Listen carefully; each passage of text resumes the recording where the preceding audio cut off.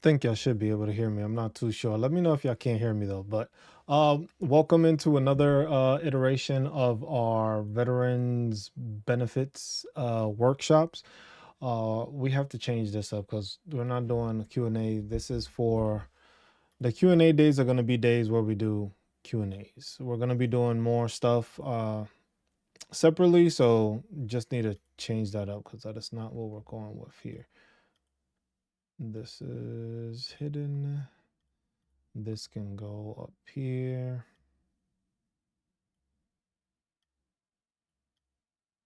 So that way everybody knows that it's a workshop.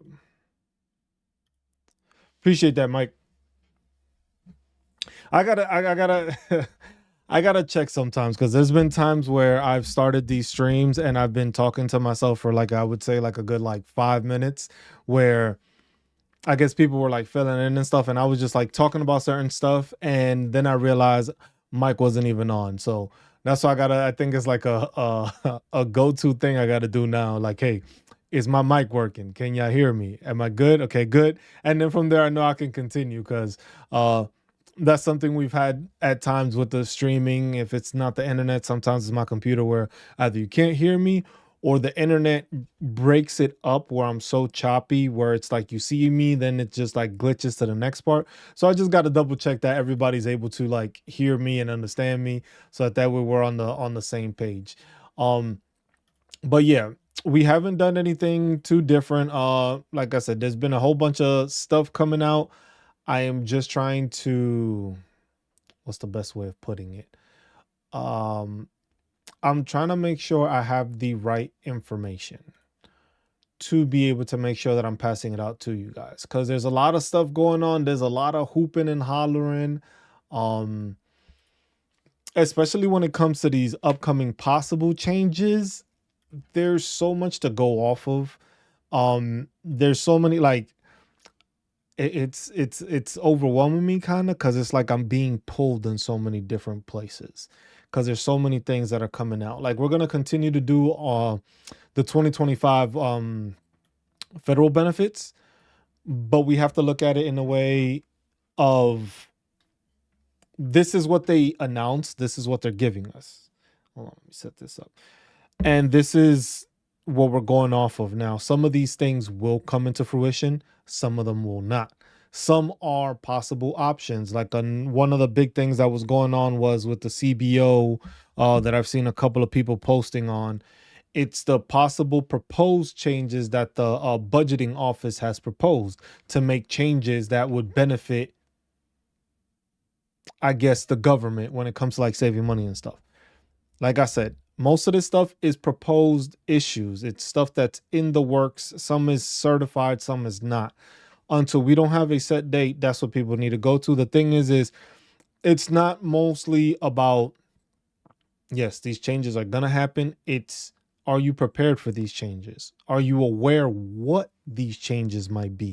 Have you spoken or sent the email or tried to reach out to your representative or reached out to somebody to just be like, you know what? Hey man, I don't agree with this.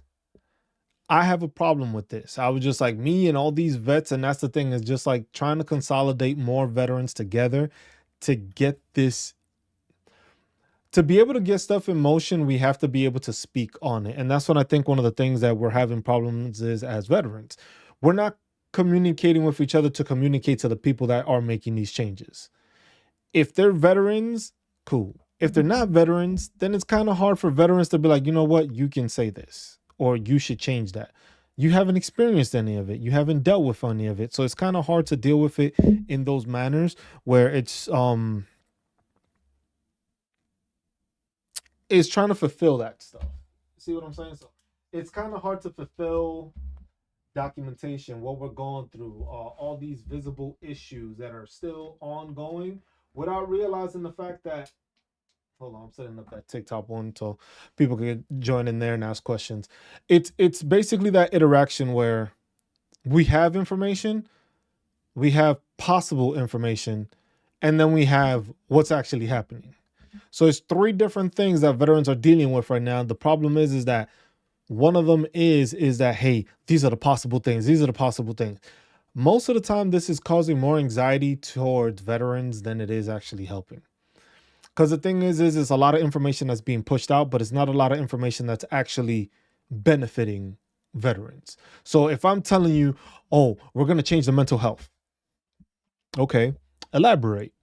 Well, they're going to change it so that now it's four different domains when it comes to justifying your mental health awareness. It's no longer going to be your occupational hazard or your society, how you deal with society and like social skills and stuff like that. Now it's going to be broken into four different domains. You tell people that, most veterans still don't know what are you talking about, like four domains. It's like, what is, well, now it's breaking it down into four different categories, and that category, each category will give you a number rating. Then that number rating combined will get you to a certain percentage. That's what's being spoken about because it's the DSM-5 instead of still being on the DSM-4, which is what our Code of Federal Regulations is currently on. But at the same time, it's like veterans are just like, oh my gosh, should I file now? Should I file later? What should I do? I'm like stuck. I don't know what to do. It was just like, do you have the documentation you need? Do you have your diagnosis? Do you have your medical records? Have you spoken to a psychiatrist, a therapist? Have you spoken to anybody about it? Have you gotten it documented? And that's the thing. Those are the more vital questions than what are these upcoming changes? Because with these upcoming changes, you can have all these changes. If you don't fit the bill to actually have any of these mental health ratings change or evaluate you or help you, it don't matter. What are the four categories? I need to look it up. I was trying to find that.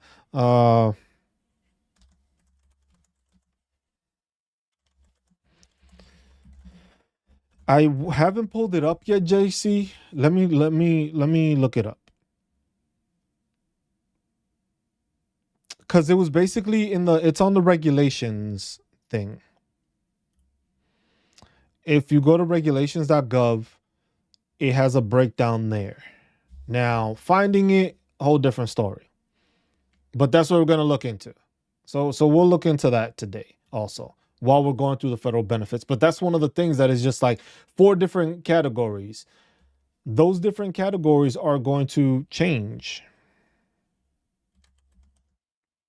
Regulations, if I could spell.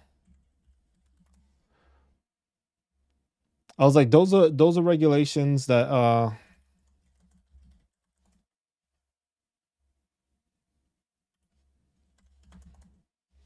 that's a regulation that's going to change. But if you don't have the right documentation, you don't have the right stuff, it doesn't matter what these changes are. You still have to make sure you're doing your due diligence to ensure you have all the shit you need. If you don't have all the stuff you need as a veteran, it doesn't matter what the rule changes are. Because look, there was a rule change to the digestive system where now GERD gets you more than what it used to. And there's changes with the digestive system that they added. But most veterans didn't pay attention to that because they didn't see that as, oh, this isn't a high value claim. And that's where a lot of people mess up. It was just like, you got to remember, all these claims add up. It's not those high dollar value claims, because unless you have it that you are like 100% PTSD or 100% mental health and 100 or 70% on something else, that's how you get those big jumps, and then those high dollar value come in handy. But if you don't have, let's say your mental health rating is only like a 50 or a 30, even then you can have 450s and you still might not be there. So it's just like, you got to keep that in mind that you want to add everything there.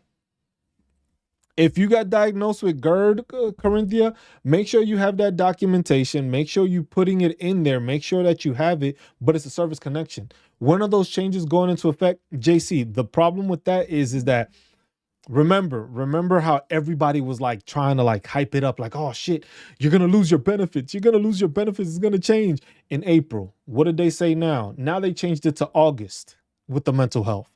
They haven't said anything yet. They haven't made any changes that I've seen on there for it. I need to find, where's that damn page? Because I know I saved it.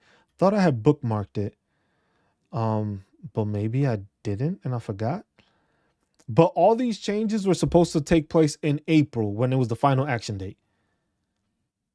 No, mental health, everything is still going to be the same. It's just that the criteria is going to be different, because it's going to be like, hey, how is it socially impairing you? is one category. How does work impairment a different category? And I forget the other two. That's what I'm trying to look. Didn't start experiences until I deployed first to Iraq and then Afghanistan.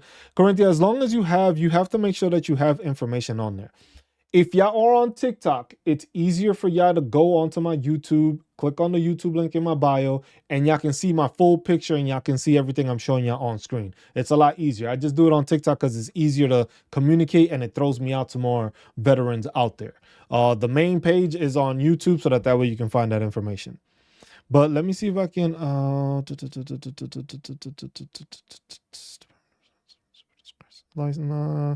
It was what, AR-72, I think. Because if you go to like, let's see, because you can go to regulations.gov, right? And you can start like minimizing the stuff that you're looking for. So Department of Veteran Affairs, you click on it. You click on it and you can change it to document type. The document type will say, hold on, why am I not showing y'all this? Give me a second. Okay, here we go. So why is it on this one not showing?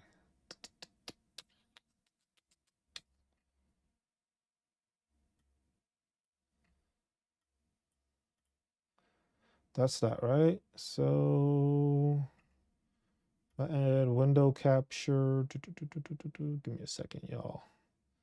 So I could put this. Okay. For some reason, it's like faded. So I apologize in advance because it's kind of faded.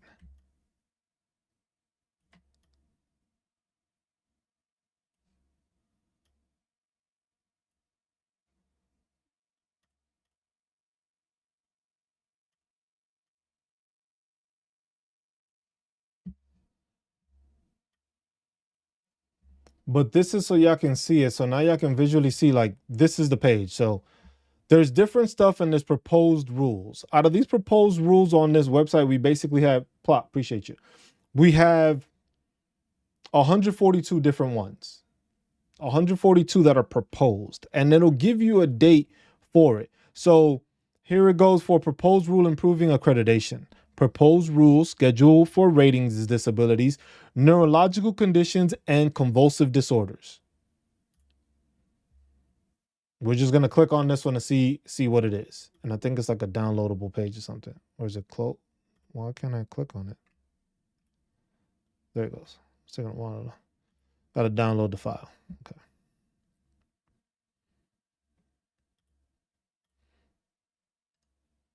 But those are things that pop up here. So if you're interested in finding out possible changes and stuff like that, this is where you need to look at. Because this is basically regulations.gov is going to hold everything that is being proposed when it comes to change of regulation, which is what the CFR is. It's a regulation. Have you seen any impacts currently due to the administration? I am not going to say I can visibly see any changes yet. Because the thing is it's only been 2 weeks. When it comes to changes that are proposed and being put into place, that's not going to be a overnight situation. When it comes to changing the budget, changing the secretary, removing or changing the veterans, the women's veterans director, or who was in charge of that, the person, I forget the other office within the VA that they decided to remove. When those two, if you go on the YouTube, in my bio, there's a link on there that it should have my YouTube link on there. If you look at those things, those are things that are going to take time. Because the thing is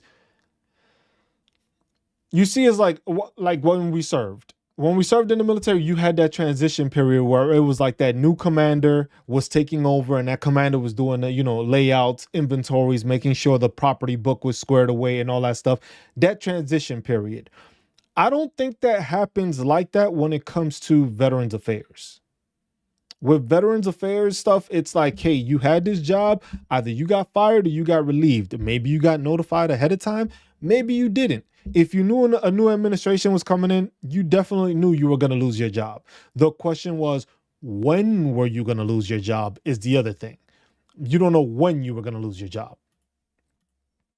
Let's see. So opening this, oh, dang, this is a long ass. There's a lot of reading I don't feel like doing right now. But okay, so here it is. Organic diseases of central guidance for rating organic diseases of central nervous system is located under this. And it just gives you the different ratings, I guess. So it's saying that it removed this one, but it gives you a breakdown of what the proposed changes are for palsy, stroke, hermatomelia. I can't even say these words. Um, Thank you. Um, and these things there. So this is just information, but this is what their proposed changes for that. Now the thing is you got to remember when those proposed changes, it's that this is what they want to push. This is what they're thinking. Hey, this is a good idea to do. Thing is it goes through the process and they check it and they'll be like, you know what, this don't make any sense, or this isn't good, or stuff like that. So that's where you gotta check it. It was A72. While Trump is in office, our benefits and concerns will be continually be cut. Currently, the VA is part of the hiring freeze. We need. So let's get this understood. With any change in administration, the VA always has a bumpy road first couple of months, no matter what. If there's a talk when a new administration comes in talking about budget reconciliation or efficiency, that's when it gets scarier for veterans, because the thing is then that means a lot of stuff is out on the table.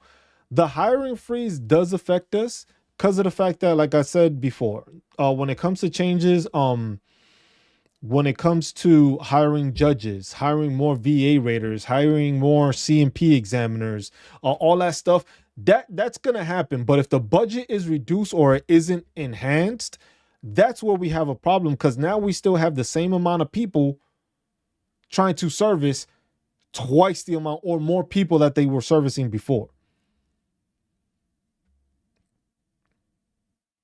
See, because some of these are old too, like proposed rule vocational rehabilitation and employment program change, like stuff like that. These are the more recent ones. I can't find let me see, because those are proposed rules.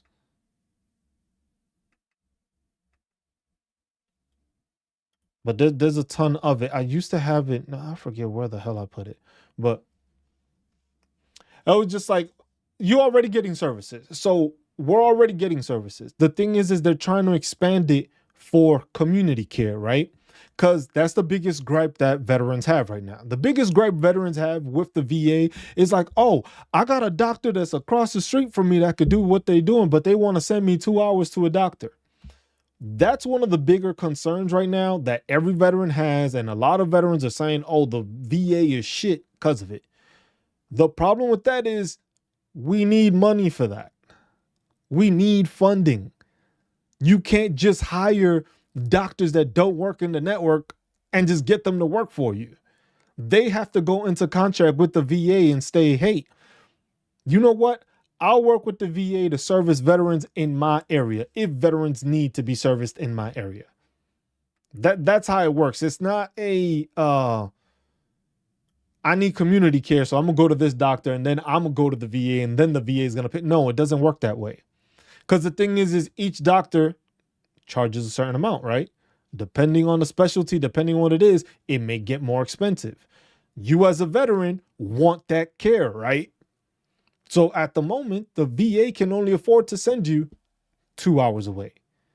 If we were already $6 billion behind because of all this PACT Act push and stuff like that, imagine now when we are hitting more time period where all these 9/11, post 9/11, Afghan and Iraq veterans are starting to get out. There's going to be an influx of claims in there that nobody wants to talk about and nobody's like realizing.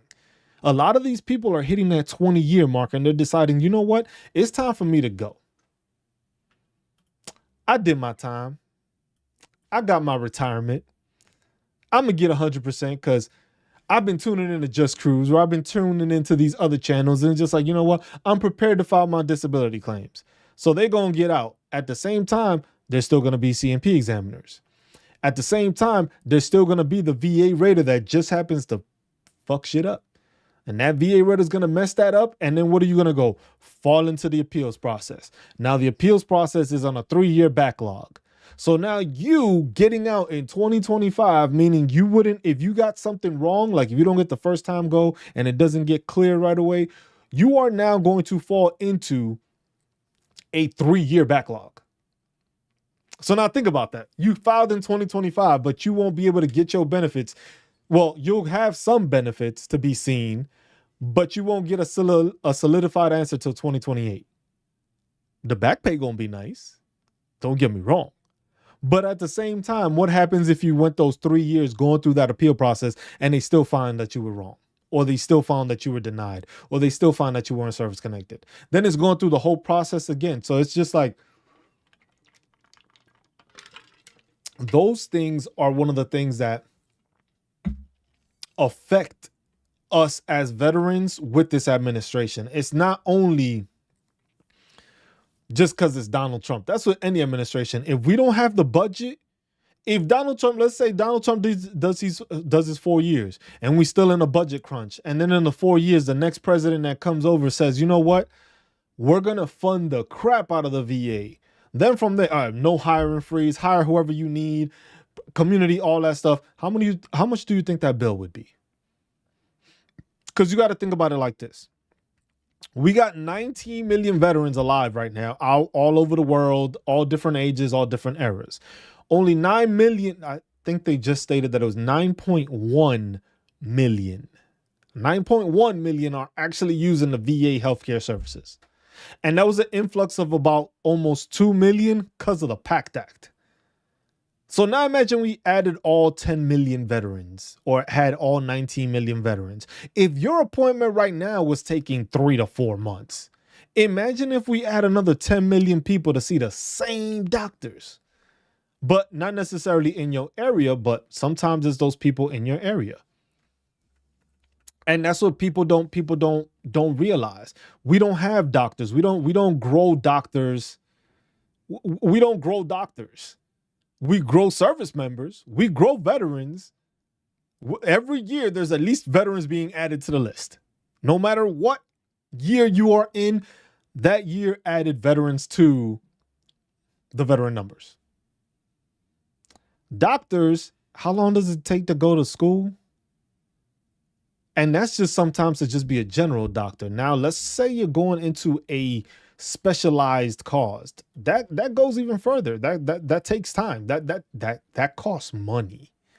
It costs money for that doctor to become that doctor, and now it's going to cost money for us to pay that doctor. If we can't pay that doctor, we can't get that health care. So that's why you got to understand that a lot of these changes, it takes time. How long, like not being able to hire more people, how does that affect us in a couple of months? Because that means that, hey, if you started hiring people now, you got to do it. At the same time, you got these programs now that are being removed. All the DEI programs being removed. Some have been removed, some haven't. Some they're talking about, some they haven't talking about. That's all budget issues. That's money going here, money going there. If there's budget, if there was a DEI budget that was doing these programs, the question is why are you if you're cutting certain programs, where is the money being reinvested to from these programs? Because the thing is it still falls under the VA budget. The questions we need to start asking is like, yo, where's the money going? If you're taking away from DEI, does that mean it's going to whatever it's going to? Is it going so you can answer that? Oh, my man. He's on TikTok. I'm on YouTube though. I got my buddy here that serves. He works as a VSR. So I need to have you on these lives, man. I need to have you jump on one of these on YouTube so we can have just a conversation and have questions and have people on here and just ask you what you can answer basically. And that way people will get the answers that they need, because then it's just like, look, this is coming from a person that works directly in the VA now. So that way it's the conversation of like, hey, this is information you're getting, but you're also getting it from somebody that's in the system doing it. So that's something that we need to pay attention to. But yeah, these are the things that people need to understand. There's money here, there's money there.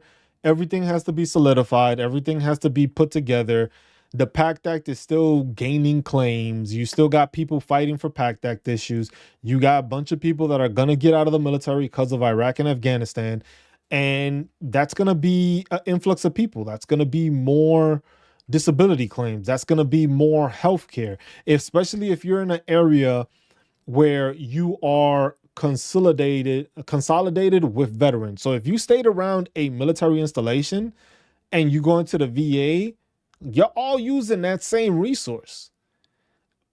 It's different if you go and live somewhere out of nowhere, out in the middle of nowhere. If you go and you live there and now all of a sudden you need a specialist of some sort, you're going to have to travel to get that specialist unless you have a specialist there. And even then, just because you have the specialist there doesn't mean that they're in the VA network.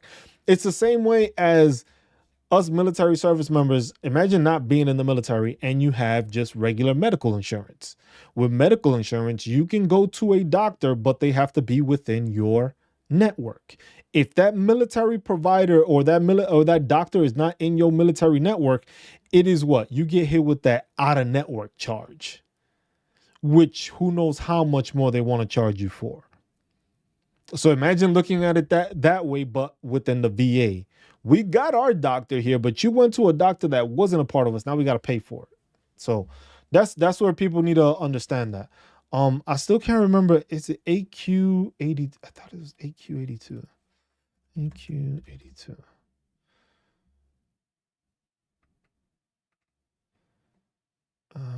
Department of Veteran Affairs.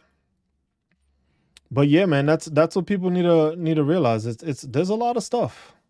Although no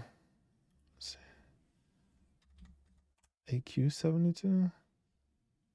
Schedule rating disabilities, ear, nose, throat, and audiology disabilities, special provisions. This was September 12th of 2024 that was put in there. I am a retired Army medical provider. I am eligible for Medicare, TRICARE, and 100% disability. I have found many doctors don't take government-funded insurance. Robert, that is correct. And that is where we find a bunch of problems. And that's something that veterans, I think, need.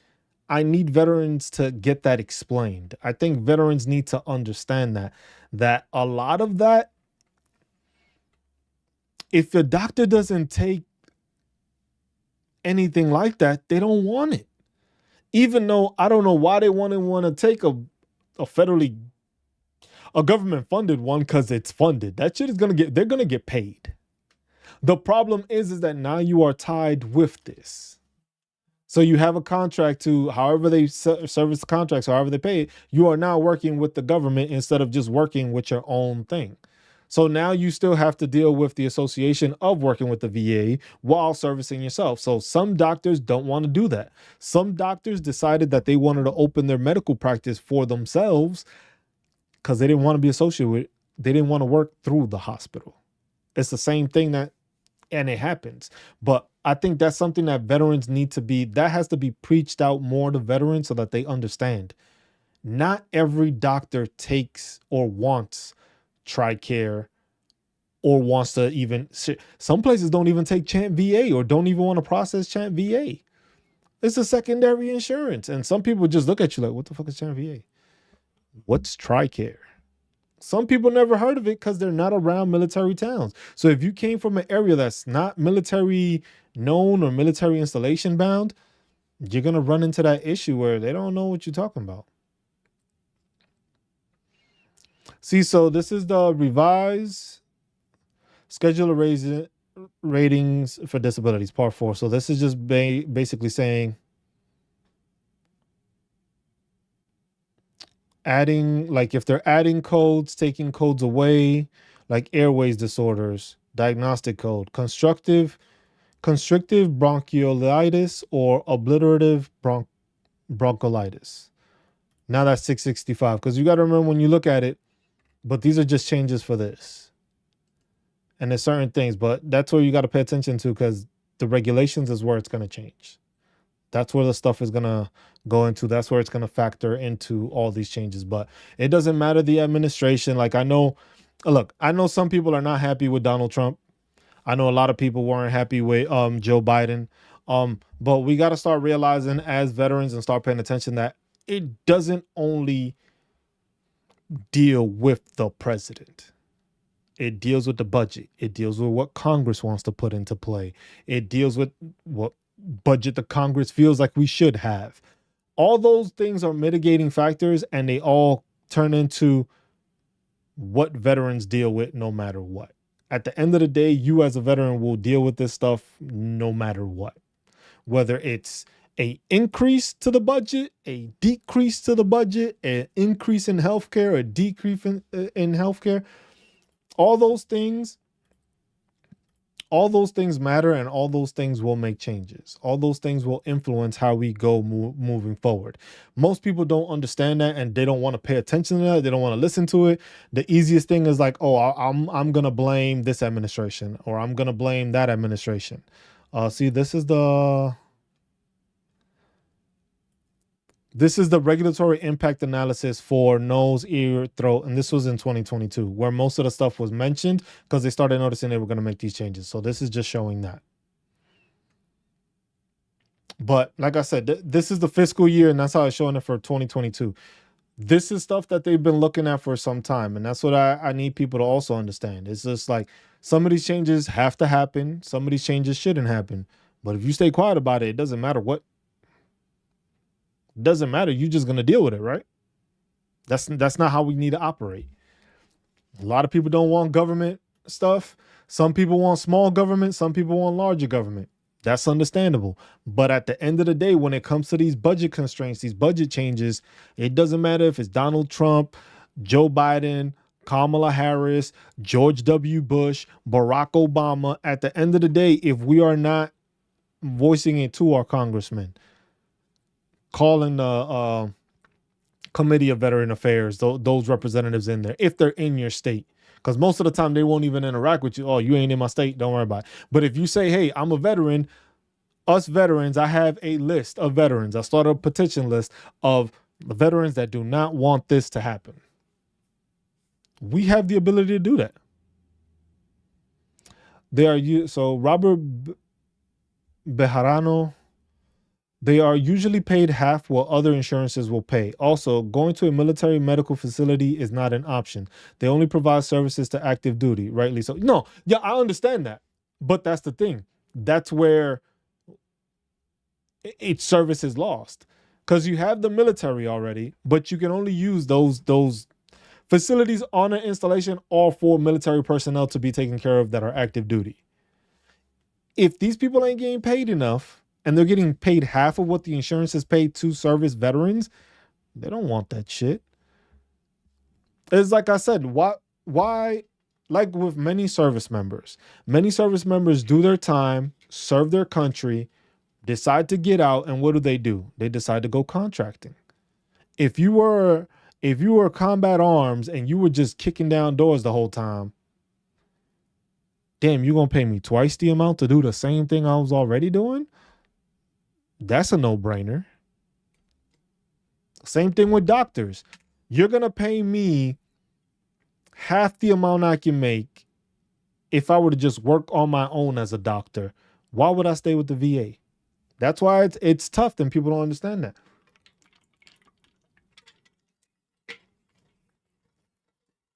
Everybody's trying to get paid. We can't deny that. Everybody's trying to get paid.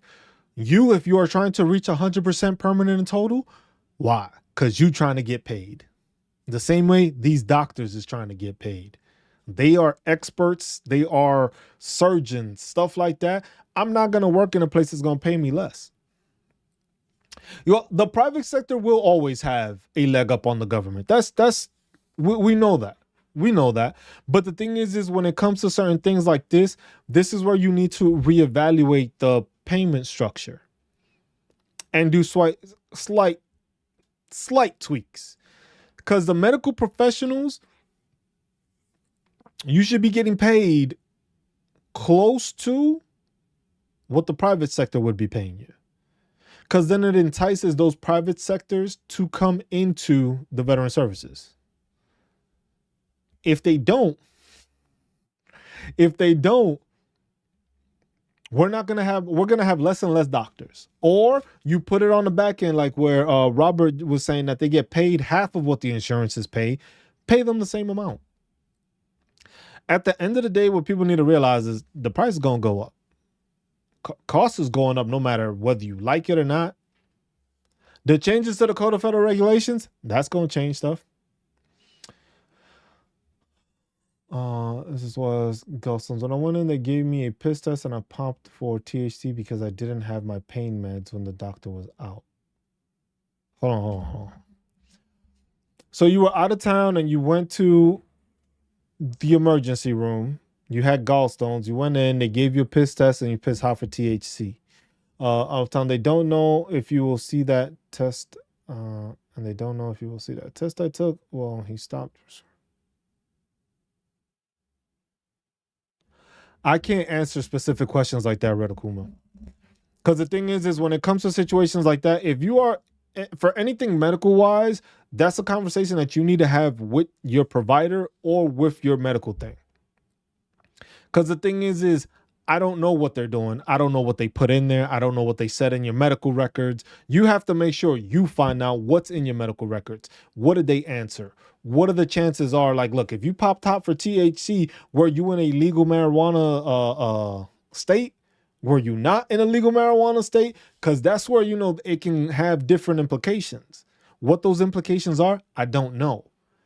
So you have to make sure when it comes to anything like that, if you go and you see a doctor, remember, if you are going to an emergency room, or I think it's even like one of those urgent care clinics, you have 72 hours to call. What the hell is it? So you can call to have the VA realize that you were there in California. Okay. But that's what I'm saying. I don't know how that works. I don't know what your doctor's going to put. I don't know if they're going to put that, what the issue was, what you were dealing with. That's something you have to make sure you're specifically figuring out and putting in there so that way you know what they are relaying to whoever they're relaying it to. Because if you don't know what's being relayed, now you're lost and you're out of the window, which is you don't want to be outside.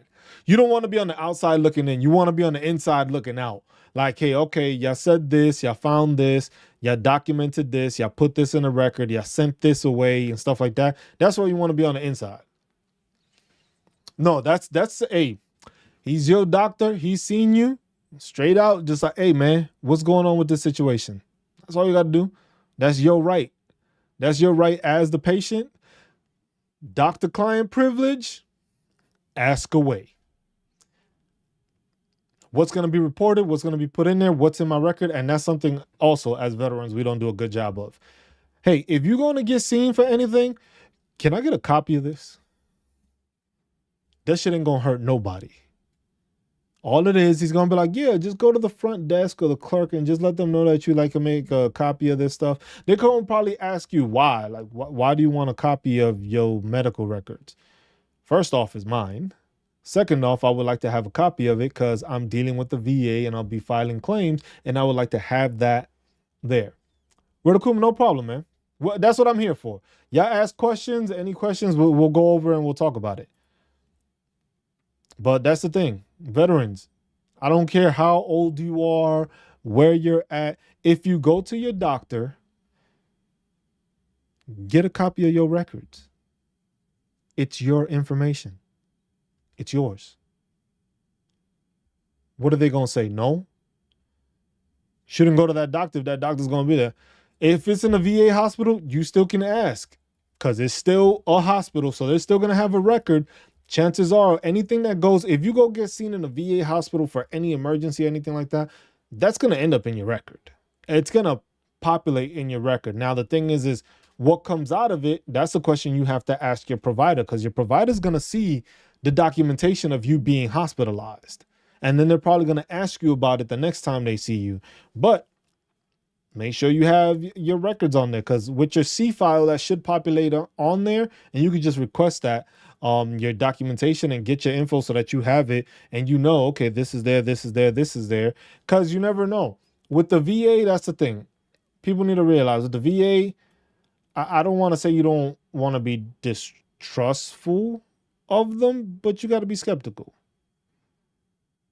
It's just like if you're 100% PNT, if you're not 100% PNT, anything that you go and see, make sure you have a copy of it. Make sure you are verifying that what is being put into your file is correct. Because that's where we run into a lot of problems where, well, you were in active duty. They didn't put that it was an ankle sprain. They just put an ankle injury. And then that's a whole different outlook on your VA claim. You severely sprained your ankle and they just put it as an ankle injury. You got on a medical profile that you couldn't run for multiple months and did physical therapy, but they put it as an ankle injury, not that you actually sprained it. So, hey, no problem, man. And that's what people need to realize. All that stuff it's important to have, y'all. The thing is that we're not learning from these situations, and that's where we keep on having problems as veterans. We're not learning. We need to understand that documentation, documentation, documentation. No matter what age you are, no matter where you at in life, no matter if you got 100% PNT or you don't. Even if you got 100% PNT, that I think is one of the biggest reasons to keep your information. Because that way, if out of nowhere they want to reevaluate or you have to file a claim, oh, we're going to reduce you in this because it looks like it got better. Well, according to my medical records here, I've been being seen for the past 2 years at this location, and they have consistently shown that I'm always in constant pain. I'm always dealing this. I'm still getting refills. And that's how you explain it. And that's how you build arguments for your case. It's the same way with proving service connection. Get all that documentation. If you don't got it, hey man, it's fucking hard. Yes, you can get 100%. You can get reevaluated at 100% PNT. What I tell people is, if you are going to, for veterans obtaining healthcare is complex. I'm 66 and a prior provider, and I find it difficult. Is it really tough for veterans who are older? You for yourself. So let me answer the first one. So this is the question, so people can see it. Is it gonna show up? Okay, so that was that one. Let me show you this one first. So this was the first question. Can I get reevaluated if I'm 100% permanent in total? The answer is yes. If you are not applying for anything, chances are you're not going to get it reevaluated because they got you to 100% PNT because they know that the stuff you have is not going to get better. Now, if you do have to file something, this is what I tell veterans, because a lot of veterans get told, don't poke the bear, don't play with fire. This is my justification. You don't have to agree with it. This is just my reasoning for it. Also, yeah, when you reach a certain age, they won't reevaluate you because if you've been doing it for long enough, if you get, because remember, there's the 5, 10, and 20-year rule. Once you get past a certain amount of those, they don't reevaluate you for certain ones, and they don't reduce them at certain ones also. So keep that in mind. So thank you for that, Dakota.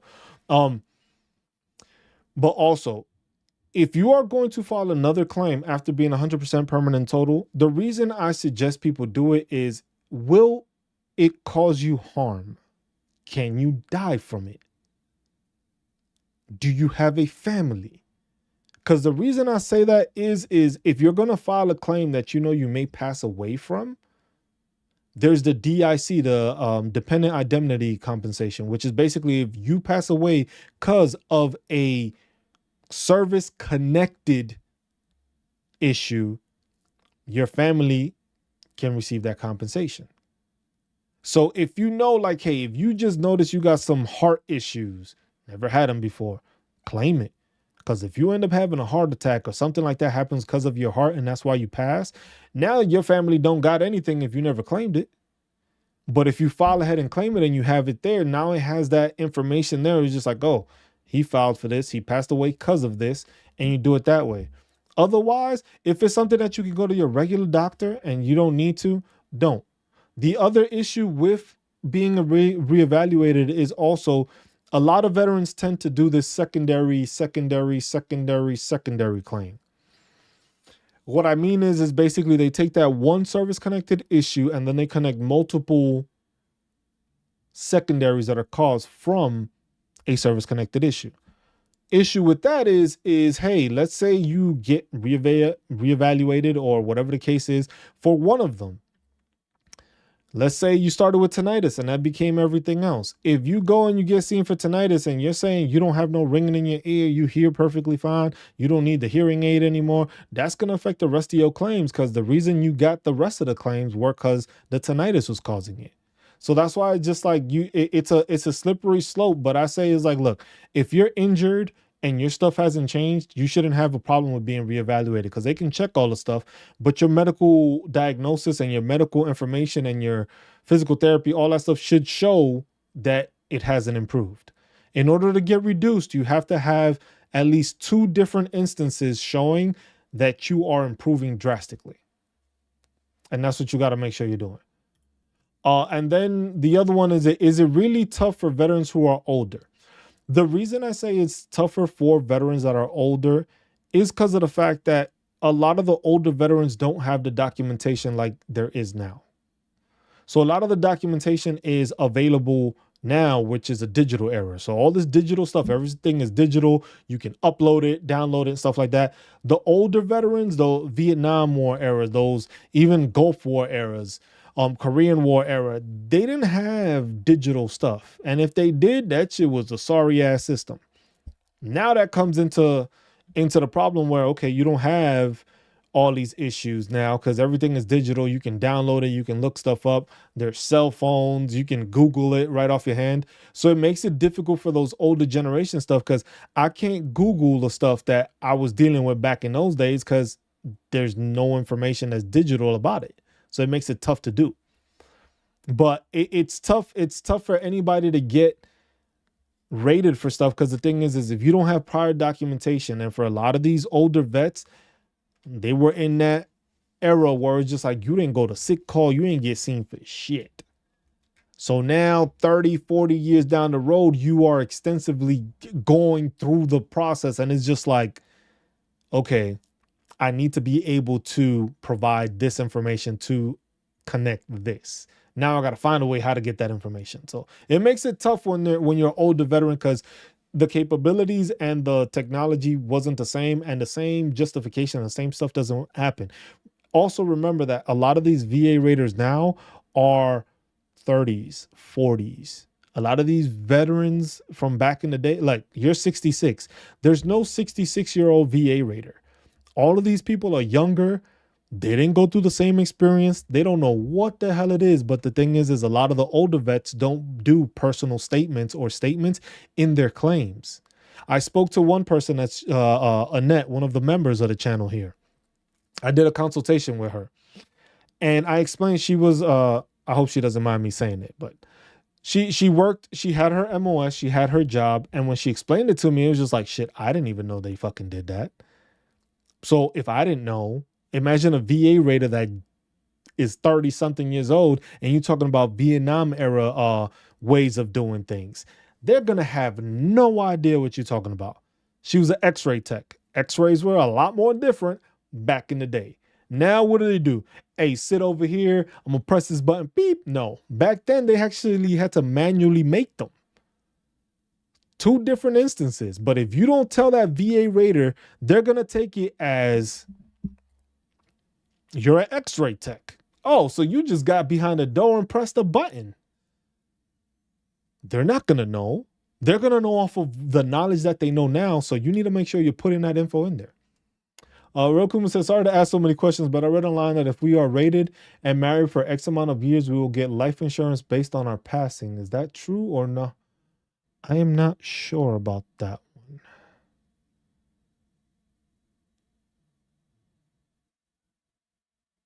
one. Let me see. Give me a second. Because that you would have to go to va.gov, life insurance, va.gov life insurance, and then you can go through here. So I'll put this in the chat so you can search through it there, because I'm not on that note, I'm not entirely sure. So that's the life insurance link. You could just click on that and go from there, and it's just like, yes, like that's it. Statements, and documentation. You need it. You need all that stuff in there to provide it. Do I need a nexus letter if my VA physiologist just filed out a DBQ? Grip, the question I got for you is can you get one? Can you get a nexus letter?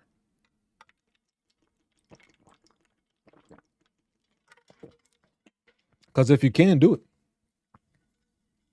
If you can get a nexus letter, do it. That's more documentation.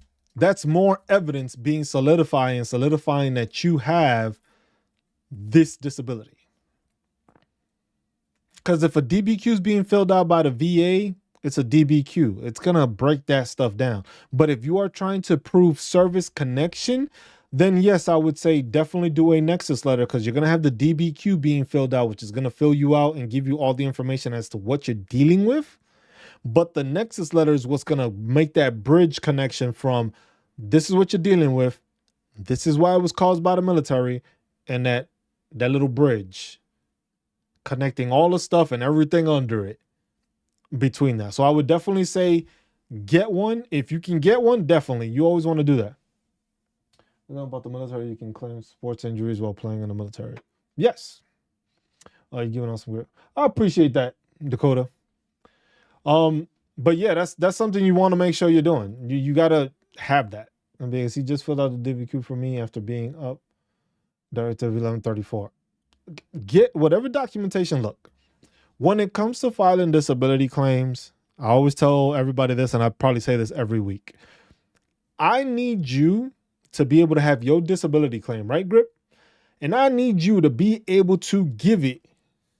I need you to be able to give it to a random person, and that random person needs to be able to tell you what's wrong with you. If that person cannot tell what's wrong with you, why would a VA rater do it? If a random person can't tell you what's wrong with you and look at your file and be like, all right, he fucked up. Yeah, I don't need anything else. If a person can do that randomly, a VA rater then should be able to do the same thing. Now, the only thing that with that is making sure that that service connection is proven within there. Because the thing is remember, some of these VA raters have, oh, congratulations on getting 100% P&T, Andrew. Where's from so it's like my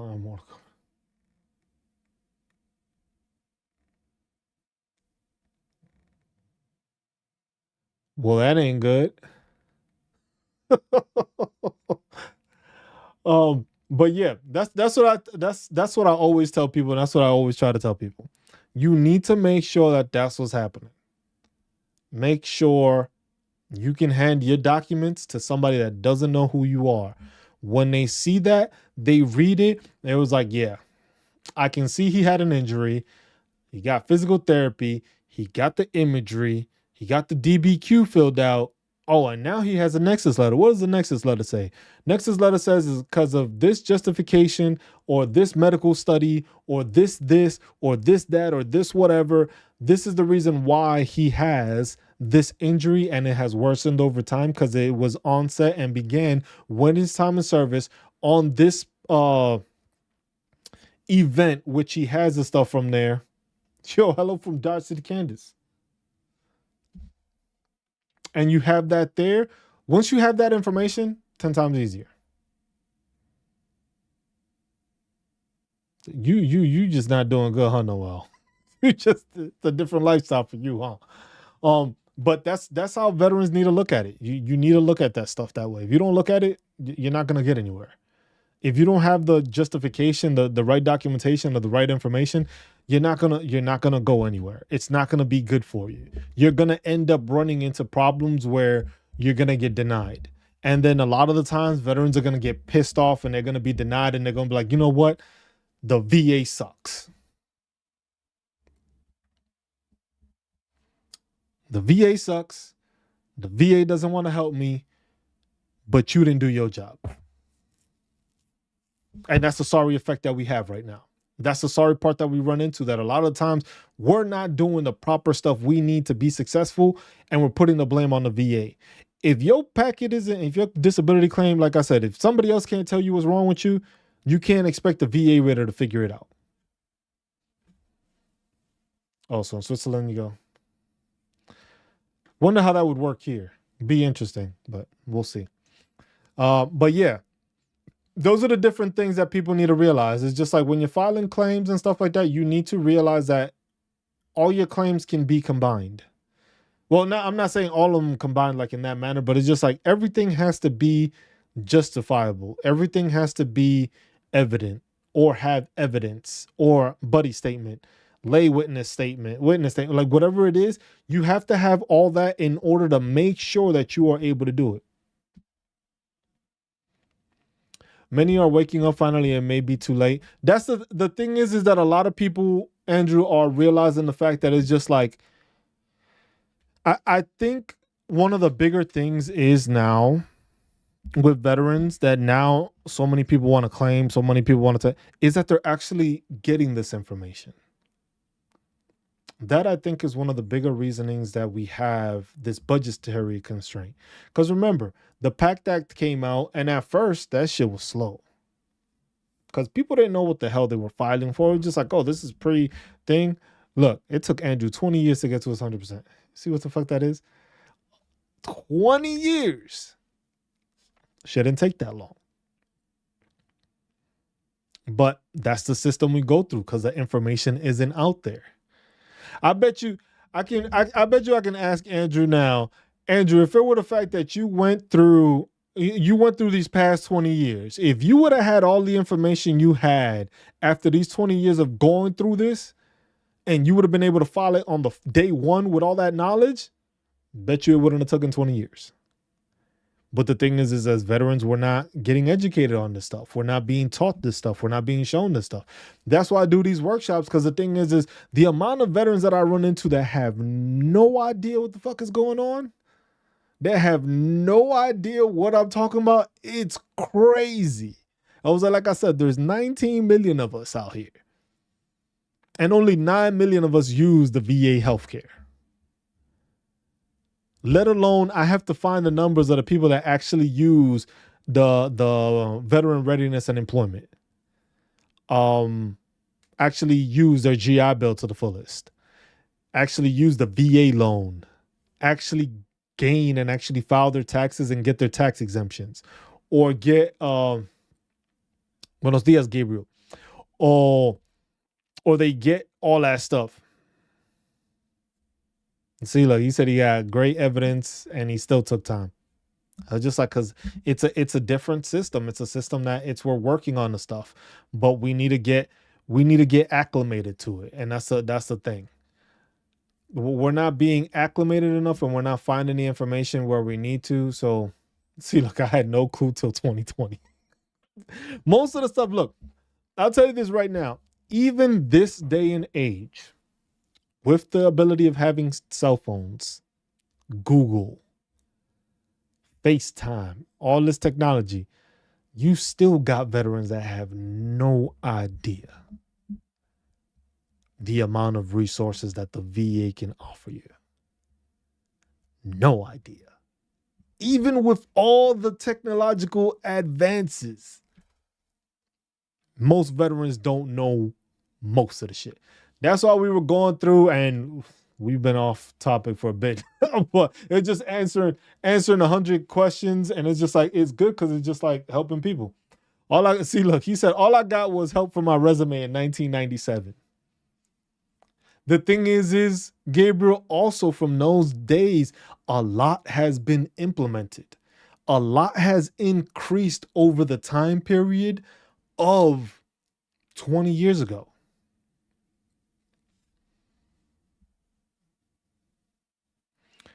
Remember, 20 years ago, the cell phones weren't even that crazy. You look back 20 years ago, I would say go into your phone if you have like a old file or something stored with all your old pictures and stuff like that. Look at the pictures you took 20 years ago. Just look in your phone and look at the pictures you took 20 years ago. And then look at the pictures you can take now. You can basically land on the moon with some of the phones you got now, with the how close you can get and how magnifying the pictures can get. You can be across the damn area and get a picture like you were right there standing next to somebody. That alone is different, because that goes into imagery when it comes to getting MRIs, getting CAT scans. This is like people are getting help. Hey, what's up, Annette? And it's just like people are getting assistance and people are getting help, but they don't realize that it's just like you're getting this stuff. The thing is you got to know what you're looking for. You got to know what you're finding. I was just like, the VRE program is basically a secondary GI Bill, but most people don't know about it. Most veterans get out and what do they straight go and use? Their GI Bill. I'm one of those veterans. I didn't know about the VRE program till I was I graduated in May. I'll still have maybe a year worth of my GI Bill. But then remember, the GI Bill just got extended if you served more than one tour. So now I have 2 more years of GI Bill. So I might as well just go try to get another master's. Or just go for my PhD. That's a lot of work, though. I ain't got time for that. It's crazy. But those are things that's there. That's information and benefits there that people don't know. All this stuff is there. You know how life-changing it is also to get your school loans forgiven, a VA loan where you don't have to put a down payment. You know what not having to put $20,000 to $30,000 to $40,000 on a home is? Hey, Gabriel, it happens. People, we go through rough spots and stuff, but the thing is now as we've improved and the VA has improved, there's stuff that has improved. The life insurance policy was revised. Okay. In what aspect in that? Because I had the VA life insurance page up, but I wasn't too sure exactly what changed, because that's something I need to look into. But hold on. Let me go back to the main share. And we have Adobe. So we'll turn this off. Turn that off because we were doing the benefits, right? So funny people were talking about it, and it's usually, this is one of the bigger topics. This is from the 2025 federal benefits. This is what the VA pushed out for information. So this is what most of the workshop was going to be. But like I said, when it comes to questions, I like answering them because it's easier to answer here. Because if you leave it on a comment, which if you have questions, any of these workshops, any videos I make, leave them in the comments also so that I know to get an answer to you. And doing it that way. But this is one of the things that gets published. Most veterans still don't know that there was a federal benefits guide that was pushed out. Most people don't know that either.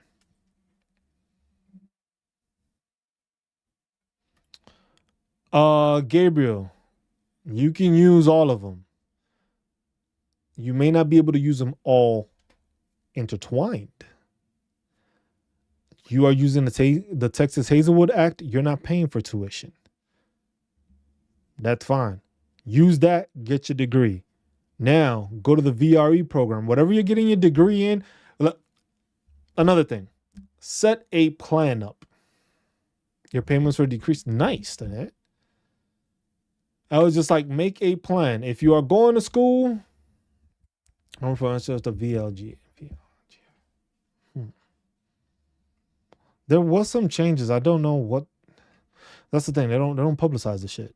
That's the thing. You have to search in a search to find these informations. And I hate that about the VA. There should be something. There should be the VA news should have a section of just changes. And just have that there. Consolidated. Everything that has to do with the VA that's changing, updated thing, proposed, they should have it there.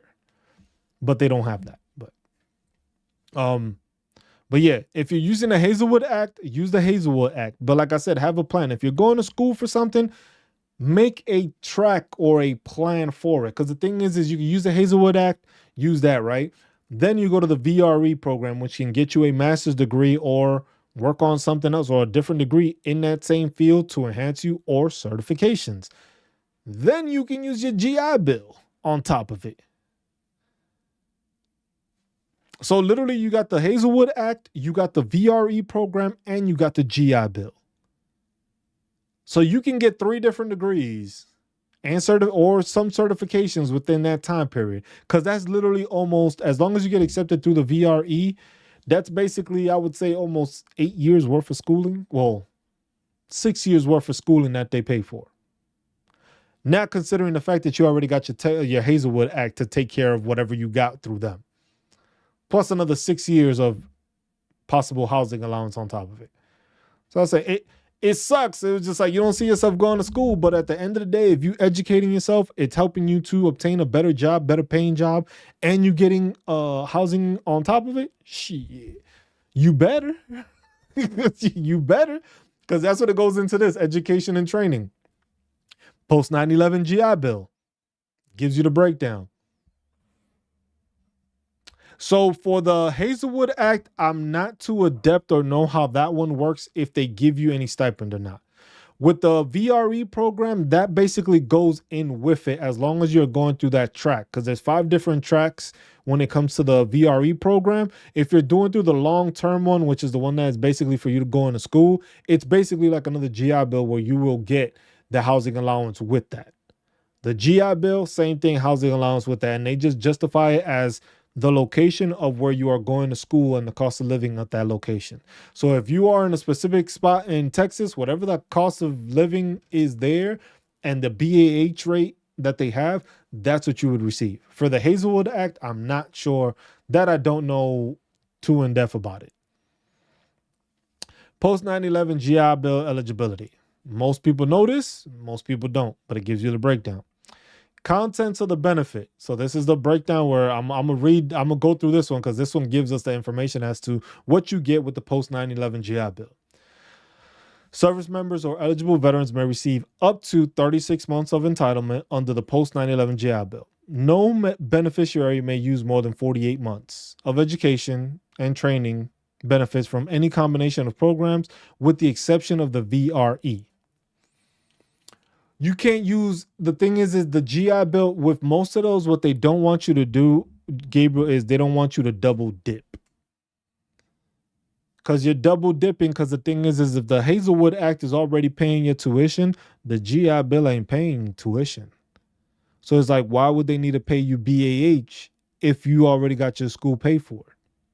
So that's why in certain places it's made that way, that it's just like, look, you go to our state, you ain't paying for it. But you don't need to use the GI Bill because of the fact that you ain't paying for it. There's nothing for us to justify giving you a housing allowance because you're not currently going to school and we're not paying for you to go to school. So that's where it becomes that part there. 48 months. But remember, the cost of benefits here, this is changing. Because remember, with the extension of the GI Bill, you can now have 48 months if you served multiple times. How are you not eligible for the GI Bill? You don't fall under this. So to be eligible, the service member or veteran, hold on 1 second, because I gotta put this back in there. Serve at least 90 days aggregate days on active duty after 2001. Oh, you weren't, okay. Do you have the Montgomery GI Bill then? Because that I know has stipulations over a certain amount of time when you can use it. Graduate, undergraduate. Okay, so that I understand then why you run into that problem then, because some of these things were instituted after the fact. Yeah. So there, I'm not.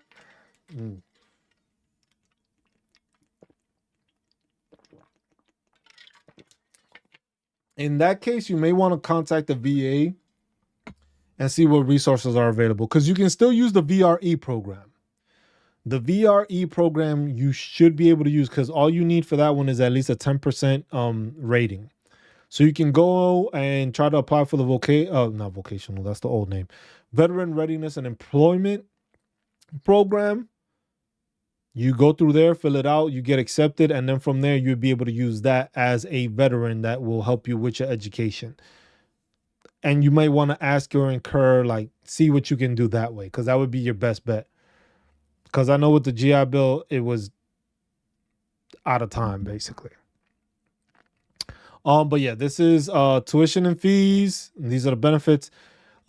Paid to the institution on the student's behalf. As well, a monthly housing allowance is paid directly to the student, provided the student is attending more than half the time.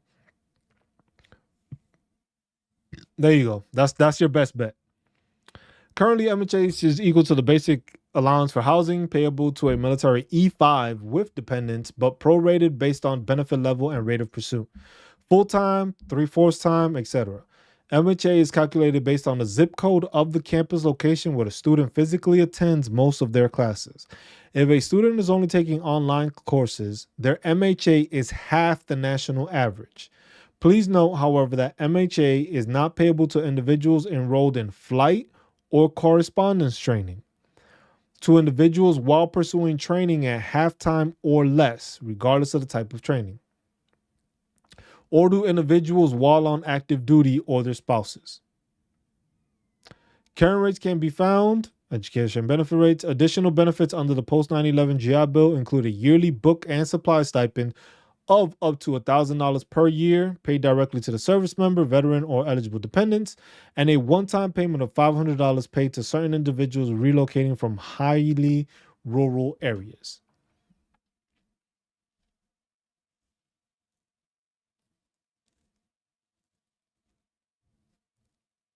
Yes, that is one thing that people need to realize. That they basically make it that they want you to take at least a one class. So you have to have at least one class, which is in person. If you find those hybrid classes that allow you to show up in person, or you allow you to you can be online and in person at the same time, that still counts as long as the coding within what they file to the VA states that it's an in-person class. So that's one thing people need to remember. Tried to go back to school with the OGI bill. I was not eligible. I had VAAP. I don't remember the other program they had. And I did not qualify. I had to pay for my education. And that sucks. That definitely sucks. Because for a veteran to have to pay for their education because of the stuff, it is just like I said, it's tough because as we keep on moving forward, more stuff is being implemented and instituted to help veterans. The thing is just like we left a lot of people hanging dry on the back end. That's the biggest problem. And I understand that's where a lot of the animosity and the hatred toward the VA comes from, was because those before all these things happened. But they're working on it. I'm not vouching for the VA. I'm not against the VA. I know that they are trying to implement things that are changes, that are beneficial. Some things are good, some things are great, some are damn right terrible, and some shouldn't even be in the process. But it depends. It depends. If you're an older veteran, it's different. The VRE program hasn't been around since the get. That's something that I have to look up when the VRE program was started. Because there I'm not sure.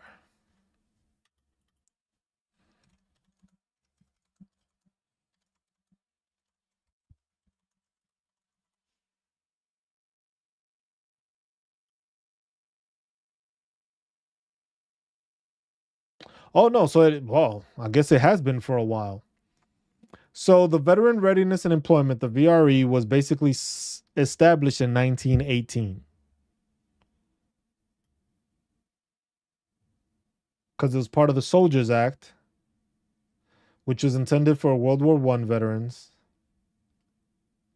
Then it got expanded in 1943 after World War II began.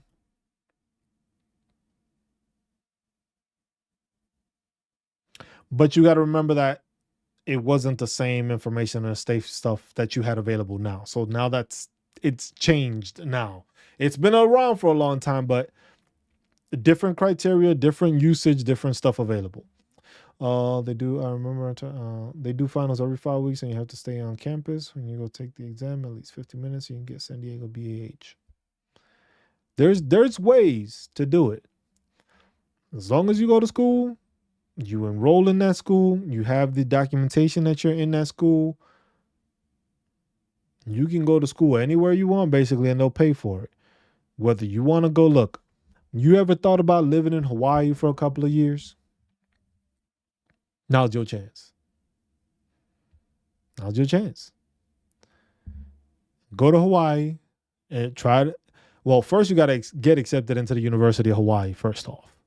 Get accepted into the University of Hawaii, go to school there, live in Hawaii through the duration of your GI Bill, live in paradise for a couple of years, get a job while you out there, live in Hawaii for a couple of years and get your education and your bachelor's, and then you can move back. Or use that same bachelor's to get a job while you out there. That can happen in any state. I just threw out Hawaii because I was there for a couple of years and I loved it. But it's all possible to do that because the BAH is going to be represented by where that place is. So the more expensive it is, the higher the BAH. But remember, you still got to take care of yourself. Just keep that in mind when you're doing that planning. But then that leads us to the Yellow Ribbon Program. The Yellow Ribbon Program allows institutions of higher learning, such as colleges, universities, and other degree-granting schools in the U.S. and overseas to voluntarily enter into an agreement with VA to fund tuition and fees that exceed the amounts payable under the post 9/11 GI Bill. Because keep in mind, the GI Bill can cover a certain amount. They're going to pay the full thing, but to a certain amount. Then after that, if you get with the Yellow Ribbon Program, it's basically the Yellow Ribbon saying, all right, y'all going to cover this? We're going to cover the last 25% because it's more expensive than it usually is. Can a 70 IU veteran with only one service-connected disability reach 100 scheduler by filing secondaries? Thanks. Benny, yes. Anybody, you can reach 100% with any filing with anything. If you have 170 already, that got you the UI. So they already see that it's an unemployability. Now what you need to do is what are those secondaries? Can you connect those secondaries? Do you have the diagnosis for those secondaries? Do you have documentation for those secondaries? Then it's going about filing for it. But keep in mind, this can affect your IU when doing this. Because remember, now that you're doing it for that 70%, remember, you got the IU because you were unemployable. Now, does this mean that you get this 70% and you file these secondaries? If these secondaries don't get you to 100%, now you may be dropped down to like, let's say 80 or 90% and you don't have the IU.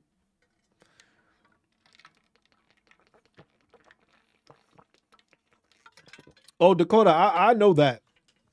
Look, this is all you got to go. If you're going to a school and you're going to apply to a school and you hit them with the, well, I'm going to use my GI accepted. Here's your school books. You start next week. You'd be like, damn, it was that easy? I was like, no, you just gave them the magic word. You gave them you getting paid. That's what you just told them. That's what you just told that school when you mentioned that. When they ask you, it's just like, okay, so how you plan to go to school and stuff? Are you going to be taking school loans and stuff? Nah. GI Bill. Come on down, bro. Desk is already waiting for you. Yes, or you can apply for SSDI, Benny, if you're trying to get the extra income from it there. See, look, Dakota over here says he went to USC and it was easy. I'm gonna look into it because the thing is like, look, I got 2 years, right? I'm about to finish my master's degree and I'm gonna have 2 years left of my GI Bill. I might want to travel somewhere different, live there for a couple of years. You never know. Yes, but got denied, might have to get a lawyer for help. Depending on what it is that, the SSD is difficult. That one I am not well versed in at all. Shit, I still need to file. I can still file for it and I haven't done it. That one is just a bit more difficult because it's not the same justification. It's not the VA stuff. You have the VA, the CFR, and the stuff that they go through for the UI. SSD does a completely different evaluation. It's not the same thing. Just because you got that 100% P&T in VA doesn't mean you automatically gonna get it through there. You have to go through the steps, and there's different steps and stuff. So this is one that I hadn't really heard of. The David Fry, the Marine Gunnery Sergeant John David Fry Scholarship. Um, GI benefits to the children and surviving. Said don't do the SSDI. They own you for life. They're strict. They're stricter when it comes to the stuff. But then that might go into the whole how much money you make, and I didn't want to deal with that. Like, look, I'm 100% PNT. I'm using my GI Bill. I'm getting my degree. I'm doing what I have to right now, and doing it that way.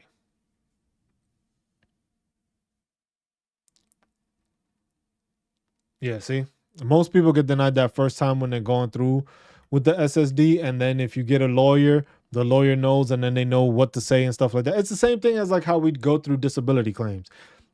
Sometimes you need an expert to do it. I tell people, if you are going to get assistance where you are going to pay somebody, go to a lawyer. Why?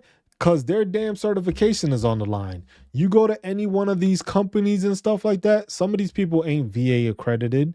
Most of them aren't. Most of them are just regular people like myself that just charge you an arm and a leg to fill out disability claims that you could have done yourself.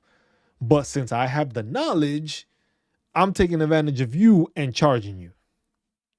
But yeah, definitely appreciate that, Silky. That's great advice there. That's why I like doing this, because like this, we can actually talk and have people within the Veteran Awareness Project like community converse also, because there's a ton of knowledge between veterans. It's just that we need to be able to share it in different manners. Thing is most people don't have these outlets. Most people don't know about these outlets. So it's like, hey, where do I go to get this information? Who do I talk to get this information? But people on this channel, there's a ton of resources within this channel of just people that stop in and have information and know about stuff to go through the process. So it's always a good thing to just be able to communicate and talk to people to learn that way. So the Fry Scholarship provides post 9/11 GI Bill benefits to the children and surviving spouses of service members who died after September 10th, 2001. May have the possibility. No, that's not a bad thing. So Silky Slim Reaper says SSDI has a ticket to work program that if you feel you may have possibly gained the ability to work, you can try to work with no negative effects. And if it doesn't work out, you retain your benefits. Dakota says, why pay someone for something you earned? Some people get overwhelmed. Some people look at this shit. Look, I thought about it. And then I was just like, and then I started hearing and talking to other people, and it was just like, yeah, I paid like about this amount of thousands. I was like, hold on, you said what? Once the thousands word came out in payment, I was just like, for what? It's like, oh, they helped me file it and they put this. It was just like, but I have all you got to do is go online. All you got to do is like, know the information, know what you're filing, know your documentation. Oh, that's all you got to do. And you paid thousands of dollars for that? It made me think, you know what? I need to start charging people for this. That's what I started talking to me. I was like, hold up. I got a lot of knowledge in this stuff. And I'm doing this for free. I'm going to start charging people. But it's like, no, it's free information. Now, if I'm doing the filing and stuff like that, I understand they want to charge. But some of this is just exploiting veterans because of the fact that they know you don't know any better. But if you go to a lawyer, that lawyer messes up. That lawyer is no longer a lawyer. These entities mess up, they just get a whole nother veteran to try it on. That's it. Yeah, that's what I do. I just help everybody here. Everybody that tunes in has questions, you get an answer. Everybody I served with, and they already know this. I've been getting messages and messages from my friends like, hey man, I need assistance and stuff like that. I was like, look, I served with you, I got you. If I did not serve with you and you are referring like a friend of yours that you served with, it was just like, I'm not helping that person. I don't get paid to do this, to consult people. I'm consulting and guiding you because I served with you. I know you. I worked with you. I'm cool with you. I understand that. And like, yes, it is very time consuming. Going through documents, like, you know how long it is to go through, how long it took me to go through all the pages in my medical record. Now you want me to do it for your medical record? So the person says, so why do live? Because I can answer people's questions. It's easier to ask a person, like you can come onto a live right now and you can just ask me a question like, hey, look at the amount of questions people have asked just now, just off of YouTube. A bunch of people have asked me questions. I just answer. Doesn't hurt to answer people. Doesn't hurt to do it. Do I get paid for answering? No. I get paid basically on YouTube, I get paid for viewership. On TikTok, I use it more for, hey, I can get veterans and find veterans on here, send them to YouTube.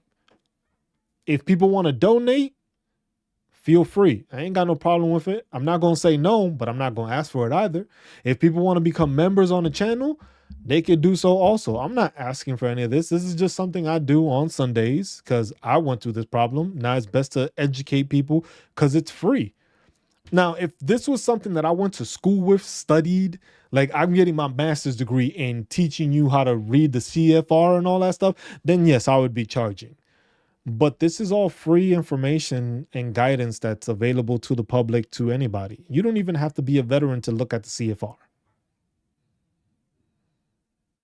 Some of these people that do these claim things aren't even veterans.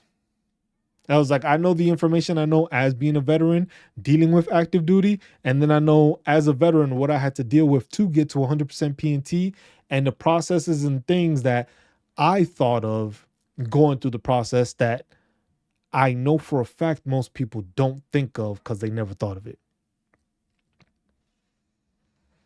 It is what it is. Now, I didn't receive, like, I received help from YouTube channels. Some, because some of them just started getting annoying. Some of them was just like gaslighting you into like making you watch them because it's like, oh, I got upcoming information. You watched the video and there was no fucking information in there.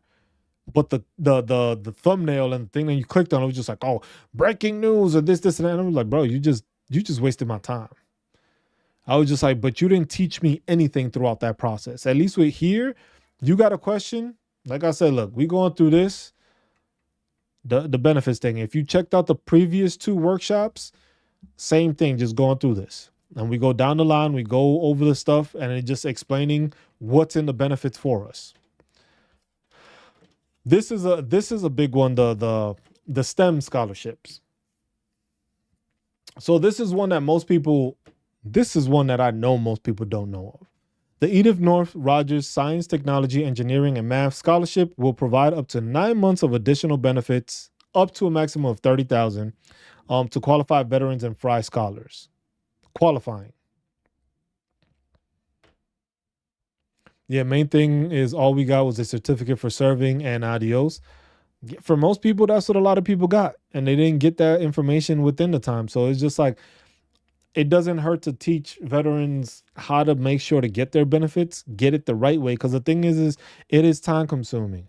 It is fucking agitating. It's anxiety driving. It's fucking, it can become depressive because it's like, you know, you need help and you know you have a rating you deserve, but you're not getting it. That can take a toll on people because it's breaking you down off of the fact that it's just like, yo, I know I have this. I'm dealing with this. The VA said I don't have it. They're not servicing connected. And people, that shit throws people for a loop. People don't want to talk about it, but it talks people into the loop. Look, most people, you can tell you, and I know I did it, and I know a bunch of other people did it. Once they filed that claim, boy, you on that VA app checking every day. Did it move to the next step? Is my rating done? Did they service connect my stuff? Is it in the next step? Everybody's doing it. And if that isn't an anxiety issue that should just be claimed, I don't know what is. Just like, but I know everybody's going through that same process. Just like, you know what? Let me just check. Bro, you just checked 30 minutes ago. The shit isn't, just leave it alone. Check it every day in the morning or something. But that's something that drives people insane.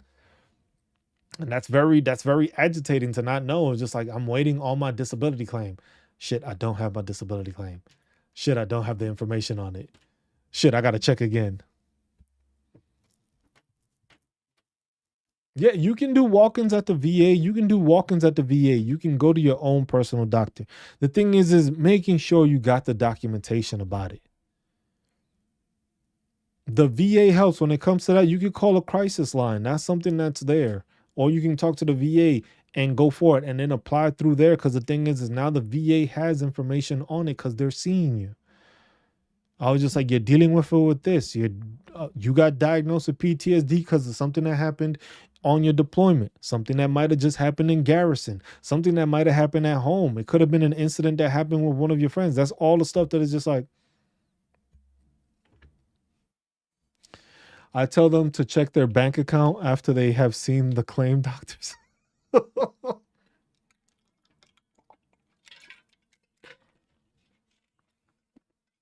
That's all it is. It's letting veterans know like the VA has all these resources. We need to communicate to veterans. Go. This is one of those instances where you need to fuck around and find out. Sorry to put it like that, but that's the best way of me putting it. Fuck around and find out and get you some benefits.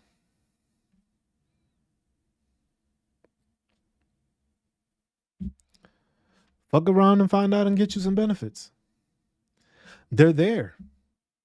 Just go to the VA. Ask questions. To some people, you can ask questions. Like for me, if you ask me a question, I'm going to take you to the damn website. If I don't know, or if I do know, I'm still going to show you the website so that you know what the resource is. Then you can go and call the VA or head to the VA and do it that way. I'm not going to give you all, oh, Gabriel told me this, Dakota told me that, they told me this, and this is, no.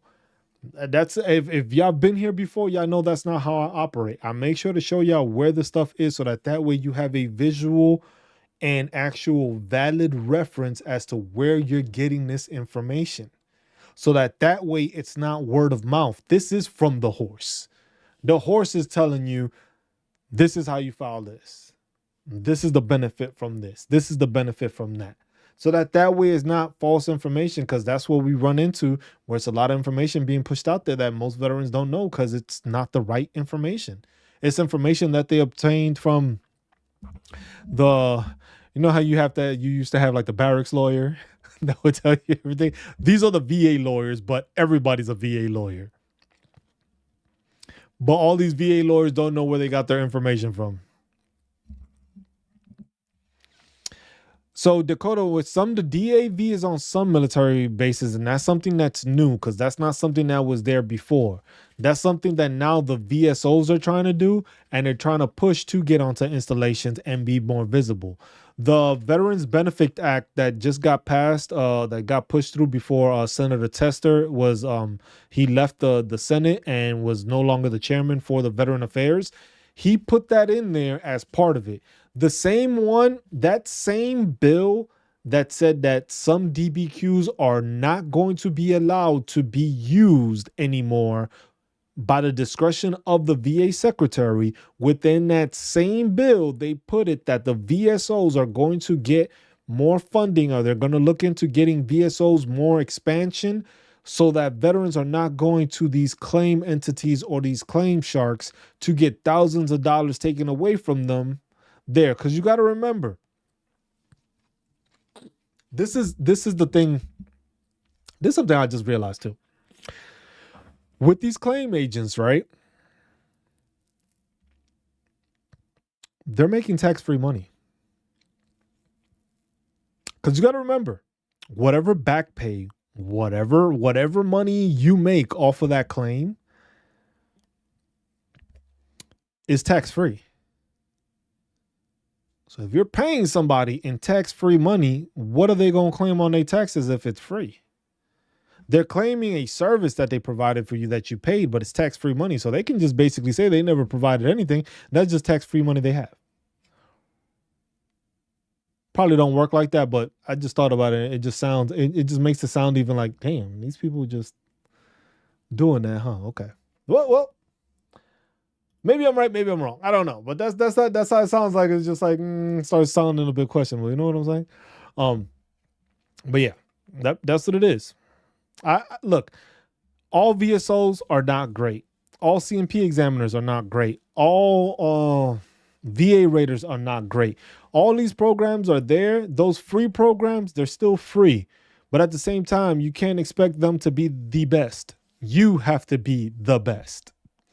Your documentation has to be the best.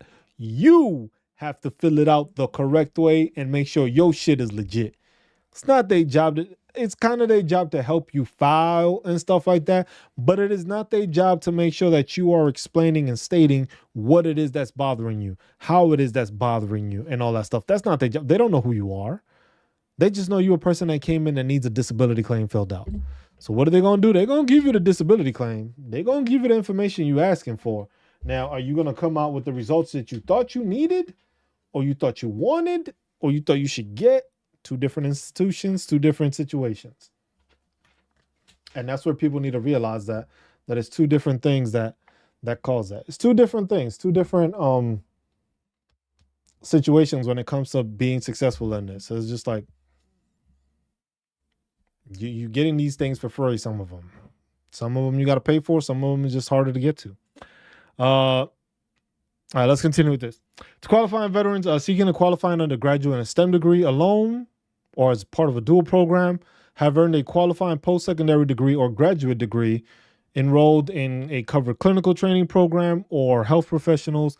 This is basically if you want to get more certifications or more stuff like that, you can add to it with up to $30,000, which is for STEM stuff. So it helps with STEM training. If you want to become a teacher in that manner, that would be beneficial to you. The Survivors Independence Educational Assistance, this is the DEA, which is basically once you get to 100% P&T, your family members are able to obtain that stipend monthly while they're in school because of Chapter 35. Period of eligibility. The period of eligibility for veteran spouses expires 10 years from either the date they become eligible or the date of the veteran's death. Children generally must be between the ages of 18 and 16 to receive educational benefits. VA may grant extensions to both spouses and children. The period of eligibility for spouses of service members who died on active duty expires 20 years from the date of death. Hey, Dakota, appreciate you tuning in. Appreciate that. You have yourself a good Sunday. I don't remember. The Pro Bowl is this week, right? I'm so fucking lost. When is the Pro Bowl? I forget what it is. But that shit is today. Oh, okay, yeah. So we might not be going on for the I thought I might have gone for an extended time period, but yeah, that's not happening today. We'll see, because the game is gonna be later on today, so we'll see. I totally forgot today was the Super Bowl, but okay. Then as we keep on going through the benefits, it breaks you down with training available, special benefits. It talks about the Montgomery GI Bill active duty. And it gives you the information there. Veterans may be eligible for this benefit if they entered active duty after June 30th, 1985, are honorably discharged, did not decline MGIB in writing, and served 3 continuous years of active duty. So there is justification for the MGI Bill, and that's a different one. Then you got the GI Bill resident rate requirements. And it gives you a breakdown. A VA must disapprove programs of education at public institutions of higher learning for payment of benefits under the post 9/11 GI Bill and stuff like that. The student must live in the state where the school is located, regardless of the student's formal state of residence. So that's basically like saying, I live in California, but I want to go to NYU. Just because my school is in NYU, and basically, let's say I have that hybrid where I can show up in class or I can show up online, but my school is, because I'm trying to get that New York BAH, you won't be able to do that because it's not your state that you reside in. So you have to be able to show that you reside in that state or have an address in that state to do it. Have to have an address in that state. Application process, it highlights it here. Most of it is through the VA. The thing I like about this guide is that this guide is giving you the links and phone numbers of where you got to reach or where there's more information for you to obtain from it. Home loans. So this is another benefit that veterans have that some veterans don't use. and they need to start using. Not having to put down a down payment is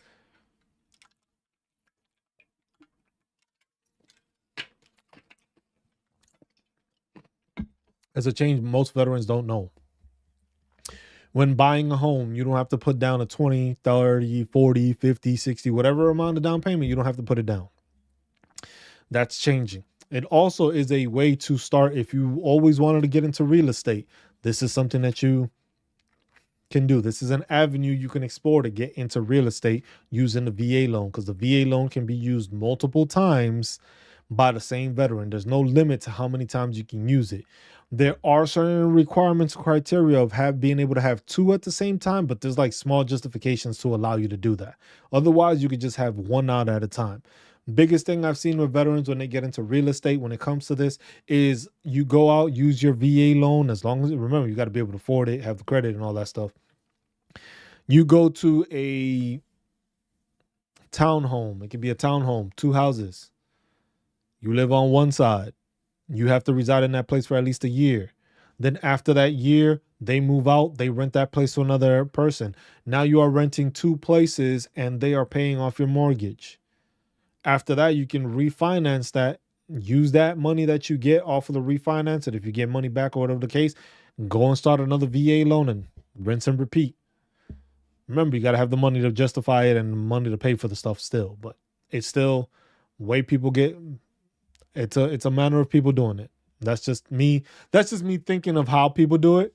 I've seen people do it that way. Some people do it with multi-level homes. So let's say you have like one of those 4 apartment complexes. You live in one, you rent out 3. Those 3 people are probably paying your mortgage already. Well, after a year, you move out. Now you got 4 different properties that are paying you passive income, paying down your mortgage. Because once that mortgage is paid down, that's passive income you're making with no problem. You're doing it like that, rinse and repeat. Same thing happens. It's just like you just have to be able to make sure you can justify paying for it and taking care of it. Still got to manage the property and stuff like that, but get into real estate. So home loan guarantee, the VA loan guarantee program assists eligible veterans, active duty service members, certain surviving spouses, and members of the reserves and National Guard to obtain, retain, and adapt homes in recognition of their service to the nation. Home loan guarantee uses, tells you what it is. So it can be used to obtain a loan to buy an existing dwelling or build a home, buy a residential condominium unit, repair, alter, or improve a residence owned and occupied by the veteran, refinance an existing home loan, buy a manufactured home and or lot, and install a solar heating or cooling system or other energy efficient improvements with a purchase or refinance transaction. I think I gotta check the electrical,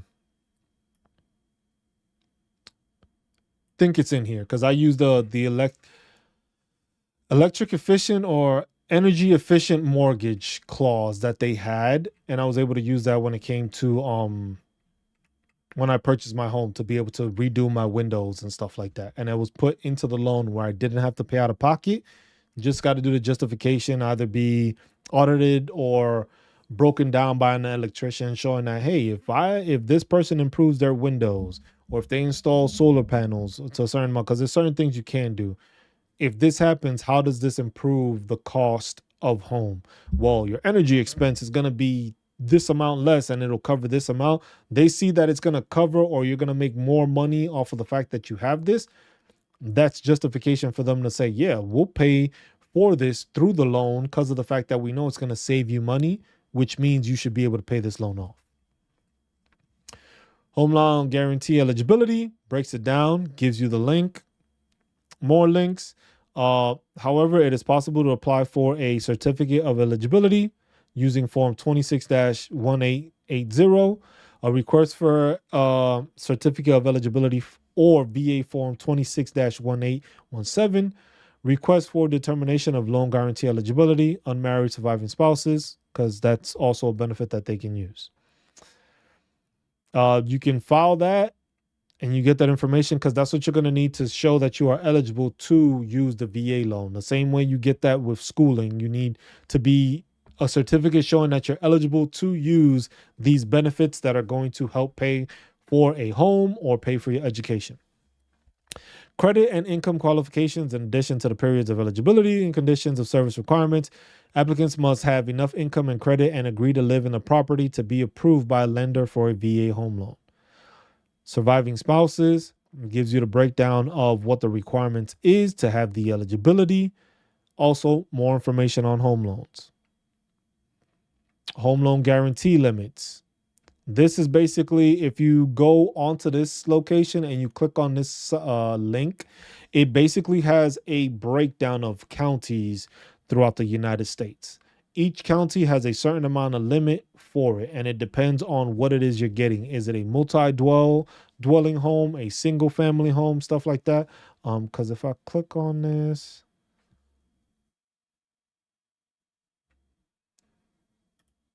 yeah, it gives you a breakdown, but what it basically does is it takes you to the va.gov site, and then it gives you more insight for you to be able to break down that information that way and see it that way. So you're able to see what's going on, what the information is, and then it'll give you a breakdown of how much is allowed per county, because each county has a different amount, because if your cost of living is higher, that means, okay, affording housing is going to be a bit more. So they take that into account.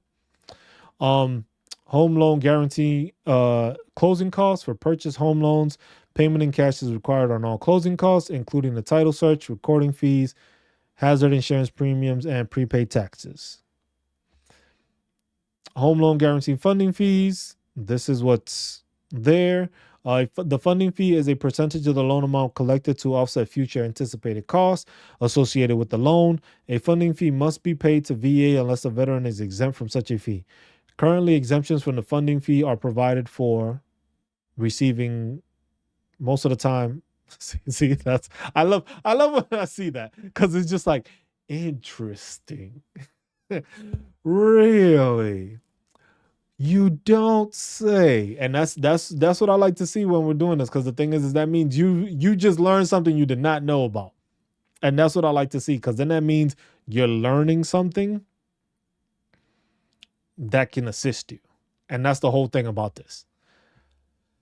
So, home loan guarantee and funding fees. The funding fee is a percentage of the loan amount collected to offset future. And got this. Veterans and service members receiving a VA service-connected disability. Most of the time, if you are a veteran with disability, you don't pay the funding fees. The fee may be paid in cash or included in the loan. For all types of loans, the loan amount may include the VA funding fee and energy efficient improvements up to $3,000 based solely on the documented cost, or up to $6,000 provided the increase in monthly mortgage payments does not exceed the likely reduction in monthly utility costs. And that when they talk about this, the energy efficient, there is something that if you are applying for the VA loan, it is called the energy efficient mortgage. It is a part where, like it says, if it's an improvement up to $3,000, most of the time, if you can just put that this is what it is going to do, this is the cost of it, they'll be like, you know what, you can put this into your loan. If it's up to $6,000, from there, you will need an electrician to come in, survey your home, see what the price and the energy is cost, or show what the energy cost has been prior to, because of having, let's say, older windows. So you want to use this clause to update all the windows in your home. You do that, you have to provide that stuff. And then from there, you literally have that $6,000 is not something you pay up front. That $6,000 that will be inserted into your loan. So now your loan is $6,000 more, and it's still the cost, and that's how you're going about it. This is where I tell people, home loan guarantee required occupancy. To qualify for a VA home loan, a veteran or the spouse of an active duty service member must certify that they intend to occupy the home. A dependent child of an active duty service member also satisfies the occupancy requirement. When refinancing a VA guaranteed loan solely to reduce the interest rate, a veteran only needs to certify prior occupancy. See, then it goes into the financing, interest rate, and terms. VA guaranteed loans can have either a fixed interest rate or an adjustable rate, where the interest rate may adjust up to 1% annually and up to 5% over the life of the loan. VA does not set the interest rate. Interest rates and loan terms are negotiable between the lender and the borrower. Assumption requirements, liability, VA assistance to veterans in default, the repayment plan, special forbearance, modification, short sale, deed in lieu of foreclosure. This is another one that most people did not know: the Service Members Civil Relief Act and home loan guarantees. Veteran or active duty borrowers, may be able to request relief pursuant to the SCRA. To qualify for certain protections available under the Act, their loan must have originated prior to their current period of active military service. SCRA may provide a lower interest rate during military service and for up to 1 year after service ends. Provide forbearance or prevent foreclosures or evictions up to the 9 months from period of military service. So also with the SCRA, this is good for service members because it reduces the interest rate on your credit cards. I say again, it reduces the rate on credit cards for active duty service members also, because that's what it does. Because it's basically saying you had this credit card or whatever before your time in service. So now that you are in service, we are making sure that your interest rate is being reduced to not cause an extra burden because of you serving this country while you're on active duty. And that's why it gives you the stipulation of certain amount of time and then after you've left. But that's something that a lot of veterans still don't, a lot of active duty doesn't even know about that's information that's there. That's something you can use. This is something that is the SCRA is something that's very beneficial to people. Very beneficial to people when it comes to reducing interest rate and doing it that way. Because if you're paying less, you're saving more. Assistance to veterans with VA guaranteed home loans. Assistance to veterans with non-VA guaranteed home loans. VA refinancing of a non-VA guaranteed home loan. So basically, veterans with non-VA guaranteed home loans have the option to refinance to a VA guaranteed home loan. The veteran may obtain a VA cash out refinance for any existing mortgage loan or other indebtedness secured by a lien of record on the home occupied by the veteran. The amount of the refinancing loan may not exceed 100% of the appraised value of the property. All fees and costs, including the VA funding, may be included in the loan amount. However, any portion of fees and costs that would cause the refinancing loan amount to exceed 100% of the appraised value must be paid in cash at closed loaning. So this is basically if you are doing a refinance or if you have equity in your home, you are able to refinance that way and do like a cash out refinance, which is basically, hey, I have, let's say, $50,000 in equity in my home. So now your home went from being 300,000 to 350,000 because of the equity. You would be able to refinance or basically take out that cash out refinance. So basically try to get that 50,000 in equity to try to either invest it, put it back into the home, whatever the case may be, and use it that way. Other assistance for delinquent veteran borrowers, preventing veteran homelessness.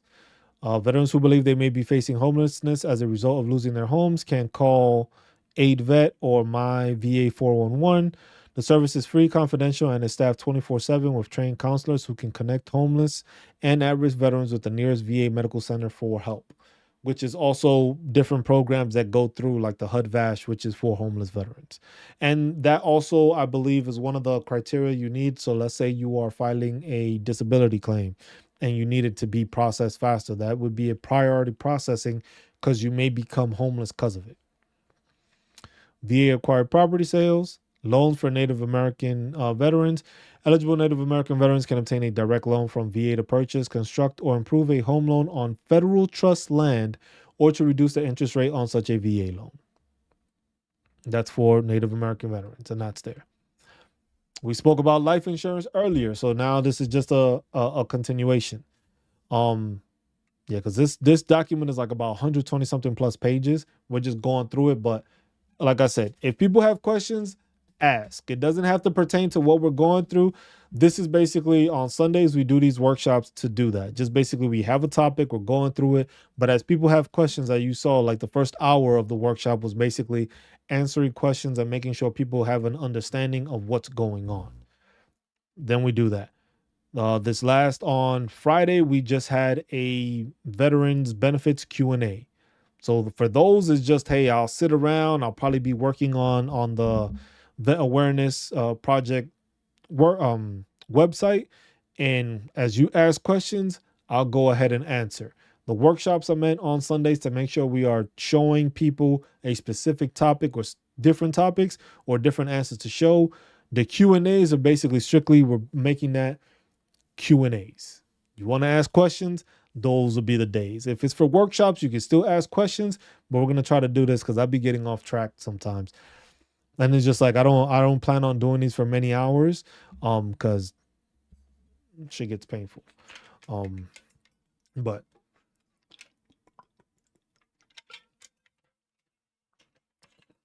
and it's a Super Bowl this week, so at least got to watch the game, even if I'm not rooting for either one of the two. But VA life insurance. So these are the multiple ones. VA life insurance benefits that are open to new applicants include the SGLI, which is a service members group life insurance, veterans group life insurance, family service members group life insurance, and service members group life insurance traumatic injury protection, veterans affairs life insurance, and the veterans mortgage life insurance.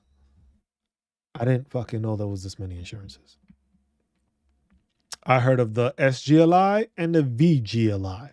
I didn't know there was a FGLI or a TSGLI or a VA life or a veterans mortgage life insurance. All new information, but the complete details and the forms, you click on the link and it takes you there. This is where you'd be mailing most of the stuff to. This gives a breakdown of what the SGLI does. The following persons are automatically insured by law for $500,000 under the SGLI. And that's one thing I know they've changed recently, because the maximum before was only $400,000. They upped it to $500,000 now. Most of it is for active duty, commissioned, some reserve and stuff like that. Members of the Ready Reserve National Guard who are scheduled to perform at least 12 periods of inactive training per year. That's basically making sure you do it throughout the year. Full-time SGLI coverage is in effect during the periods of active duty and for Ready and Reserve and National Guard members scheduled to perform at least 12 periods of inactive duty training per year. Part-time breaks that down. The traumatic injury protection. TSGLI provides payment to traumatically injured service members who have suffered certain losses due to traumatic injury. The TSGLI benefit ranges between $25,000 and $100,000 depending on the loss suffered. Breaks it down there. Same thing with the FSGLI, Family Service Members Group Life Insurance Coverage. FSGLI coverage provides coverage to the spouses and dependent children of service members covered by SGLI. So basically, this is a coverage that if you have SGLI, your family can fall into the FSGLI. Which, why not just give it all the same thing? I just work here, y'all. Just work here. FGLI provides up to $100,000 of life insurance coverage for a spouse of a service member with full-time SGLI coverage, which cannot exceed the amount of SGLI the service member has in force. So basically, you can have the spousal coverage is basically you can have your wife. So if you're on active duty most of the time, if you, let's say, are at that 500,000 mark, you can also take a clause for $100,000 on your wife or your spouse, basically. Premium spousals, and it goes through that. The online enrollment system does that. Oh, wanted to make an announcement. This is something I just read about yesterday. If you are filing for Chant VA, which this, I know it's somewhere in here. If you are filing for Chant VA, you can now do it online. You don't have to mail the shit in no more. You don't have to fax it anymore. You can now literally fill it out online. It was one of the bigger complaints that was being had because of Chant VA, where it's just like, man, I gotta mail this shit in. I gotta fax this in. And mind you, if your shit is messed up, they're not gonna know until they check it. So you are best off calling, give it like 2 weeks once you submitted it. Make sure that, it arrived. Then from there, you'd be able to call and be like, hey, I just wanted to check up on this. And they'd be like, oh shit, we ain't even, my bad. Oh, you're approved. And that's how it happened with me. I was just like, oh, really? That was just like, so y'all would have told me, I would have waited those 6 months to find out when it didn't take that long. But it is now online. So you can fill it out online. You can still do it through paper, still fax the information. But if you want to, you can fill it out online. That's a big, big win. Dependent child coverage. It's $10,000 automatically provided for dependent children of service members insured under SGLI at no cost to the service member. So each child that you have will get an automatic $10,000 life insurance while you are covered by insurance. Veterans group life insurance is renewable group term life insurance coverage available to service members who recently separated from service and had SGLI at the time of separation. Service members have 1 year and 120 days from separation to apply for VGLI. However, if they apply within 240 days of separation, they do not need to submit evidence of good health. Service members who apply after the 240-day period after separation from service must answer health questions and may be required to submit proof of good health. Veterans can apply online by submitting SGLV 8714. The maximum initial VGLI coverage available is equal to the amount of SGLI coverage held at the time of separation from service. So let's say you only had 100,000, that's what you're going to be covered for at least. So you can get, if you were at 500,000, you can try to obtain that. So SGI disability extension. Service members who are totally disabled at the time of separation, unable to work due to disabilities, or have certain statutory conditions, can apply for the SGLI disability extension, which provides free coverage for up to 2 years from the date of separation. So this is something I didn't know about this. Those covered under SGLI disability extension are automatically converted to VGLI at the end of their extension period, subject to the payment of VGLI premiums. Accelerated death benefits. Like many private life insurance companies, the SGLI, FSGLI, and VGLI programs offer an accelerated benefits option to terminally ill insured members. So basically, when they know they're terminally ill, you can request to get some of that ahead of time. All terminally ill SGLI and VGLI members are eligible to receive advance payments of up to 50%. Yeah. So this is there. This, did I add it to my, I had to double check to see if I made sure I added it to my Google Drive. Did I share this? Share. Okay, so this is I have it on my Google Drive. That's the link to the Google Drive to this document. So after this, once I'm done, if you want to check it out, make sure to save that onto your phone. You have it.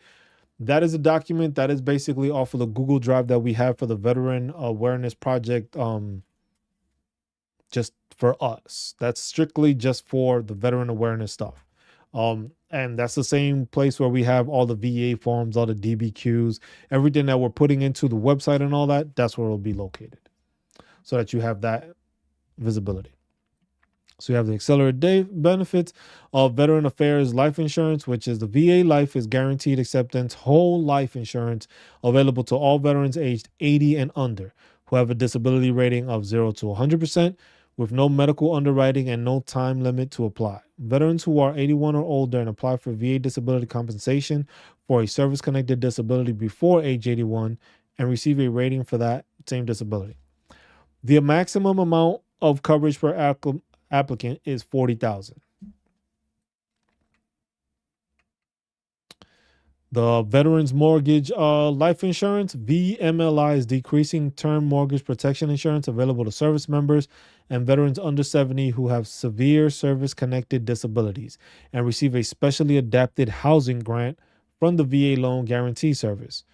SAH grants help severely disabled veterans rebuild, remodel, or purchase a home. Remember that they have those different grants, which is to either widen doorways, install a rampway in your house, just change stuff, or for some you can even grants, you can retrofit your bathtub so that it may have handles or it has wheelchair accessibility for you to get in there and shower and stuff like that. So keep those in mind. Additional life insurance program. VA continues to administer several closed life insurance programs for World War II and Korean era veterans with active policies beginning with the letters V, R, S, W, J. Some of these programs offer cash and loan values, and some pay dividends. For more information, there you go. And this is for World War II, Korean era veterans. This is information you can use. The phone number is 1-800-669-8477, and you can inquire about that for different life insurances if you are strictly a World War II or Korean era veteran. Then we go into reemployment rights. We might end it. Yeah, I think we're gonna end it here because what does it go to next? Okay. Let me just skim through and see what else we have here. Might not take too long. We can just continue with it. This is more homeless veterans. So that one we're going to take our time going through. So we're going to read this last one. We'll go through this, the reemployment rights. And then from there, we'll probably just end it for today's workshop.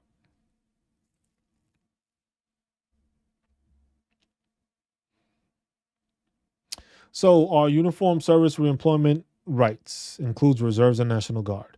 The Uniform Service Employment and Reemployment Rights Act provides for employment and reemployment rights for individuals who left civilian employment to enter service in the uniformed services. These individuals are entitled to return to reemployment after discharge or release from their service if they gave advance notice, did not exceed 5 years absence, submitted a timely application, or did not receive a dishonorable or punitive discharge. This is basically just like, hey, if you deploy, like let's say I had a teacher I know when I was in high school that happened. They were in the reserves, called back up. They had to suit up. But they got their job back when they came back.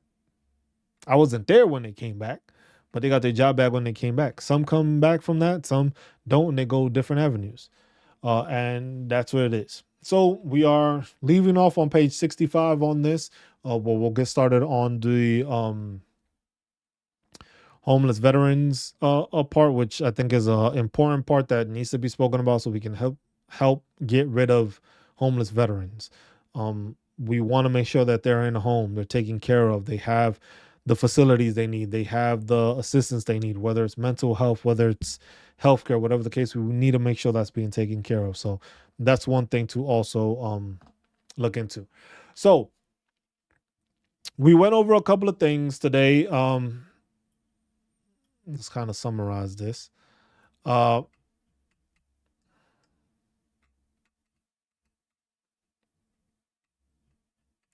it has numbers, it has phone numbers.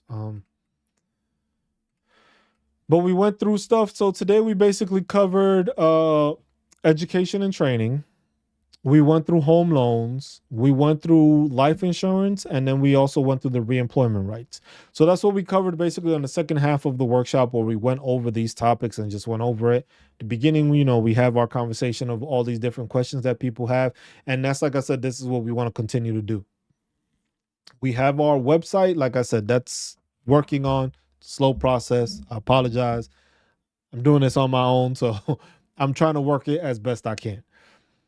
These workshops every Sunday, we're going to do them. We're going to continue to do them. This is to help veterans. This is to get them information. This is to make them aware of their benefits and what's available to them. Throughout the week, we have our little quick tips, which it'll be happening, I think, twice a week, you'll have quick tips. So it'll be just quick tips that'll be posted Mondays and Fridays. Wednesdays, we'll have our Did You Know video. Sometime throughout the week, we'll do a pop-up stream Q&A. On the weekend, we are trying to work it that we do a little gaming community. Not sure what the games are going to be. It might be sports games. It might be military themed games. We might do that. And it's just for veterans that, hey, if veterans play video games, which I know a lot of us do, and we just hang out and it's a way to de-stress and get our minds clear and stuff, we're gonna be doing that. Um, we'll do all those different things, but and then we're working on just posting videos and stuff like that we need to put out more information. We've been slacking on that. We've been slacking. So we're going to work on those things as we keep on going throughout the year and just try to grow as best we can. But as always, make sure that if you find this information useful, make sure to like the videos. Make sure to go back into the video, watch it again. Leave a comment of a question you may have or something that was said or something that was answered. Leave comments, leave questions so that way I know what veterans are looking to get answered. So that way, come next week, I have a list of all these questions and maybe we can start off the week that way. So that way it's just like, hey, start of the workshop is like, hey, these are the questions I received throughout the week from veterans. These are the answers that we gonna get. These are the answers I get you because I'll take the time to look into it and try to get you an answer. And we'll go through it like that. And if not, just tune in the next week and get you an answer that way. 12 noon Central Time. We do this on mobile and we do this on PC or TV. You have access to it on many ways. We do this on TikTok also at the same time. Sometimes we do it on Facebook also. Try to Instagram. We try to do it on different things. It's just like I don't got the resources to stream to everywhere and it look good at the whole time. But we'll continue to do that. Annette, thank you as always. Everybody that tuned in, thank you as always. Members of the channel, thank you for supporting me. Thank you for supporting this program, this project, this organization, basically to try to help assist veterans. I appreciate y'all, and I can't say that enough. And I think that's all I got. I don't think I have anything else to share. If y'all got, like I said, any questions, comments, need a document or something like that, let me know, or check the website. Or like I said, leave a comment on just to upgrade the website. Go to the contact us page on the website, go to it, click on, make suggestions, send an email out to the Veteran Awareness Project so that we can get fixes and see what we got to work on. As always, be good to one another, take care of one another, look out for one another, love one another, and stay marvelous while doing it, y'all. I'm just Cruz. This is the Veteran Awareness Project. This is the Veteran Awareness Project Workshop. We hold them every Sunday. I'm glad you were here. Hopefully you got something out of it. I will see y'all on the next time. Definitely see y'all next Sunday and sometime throughout the week. Y'all have a great day. Watch some football. Go do a little grilling or something. Make some nachos, all that good stuff. Enjoy your time with some family. Enjoy the rest of your Sunday. I'll see y'all on the next one. Y'all take care, all right? Peace.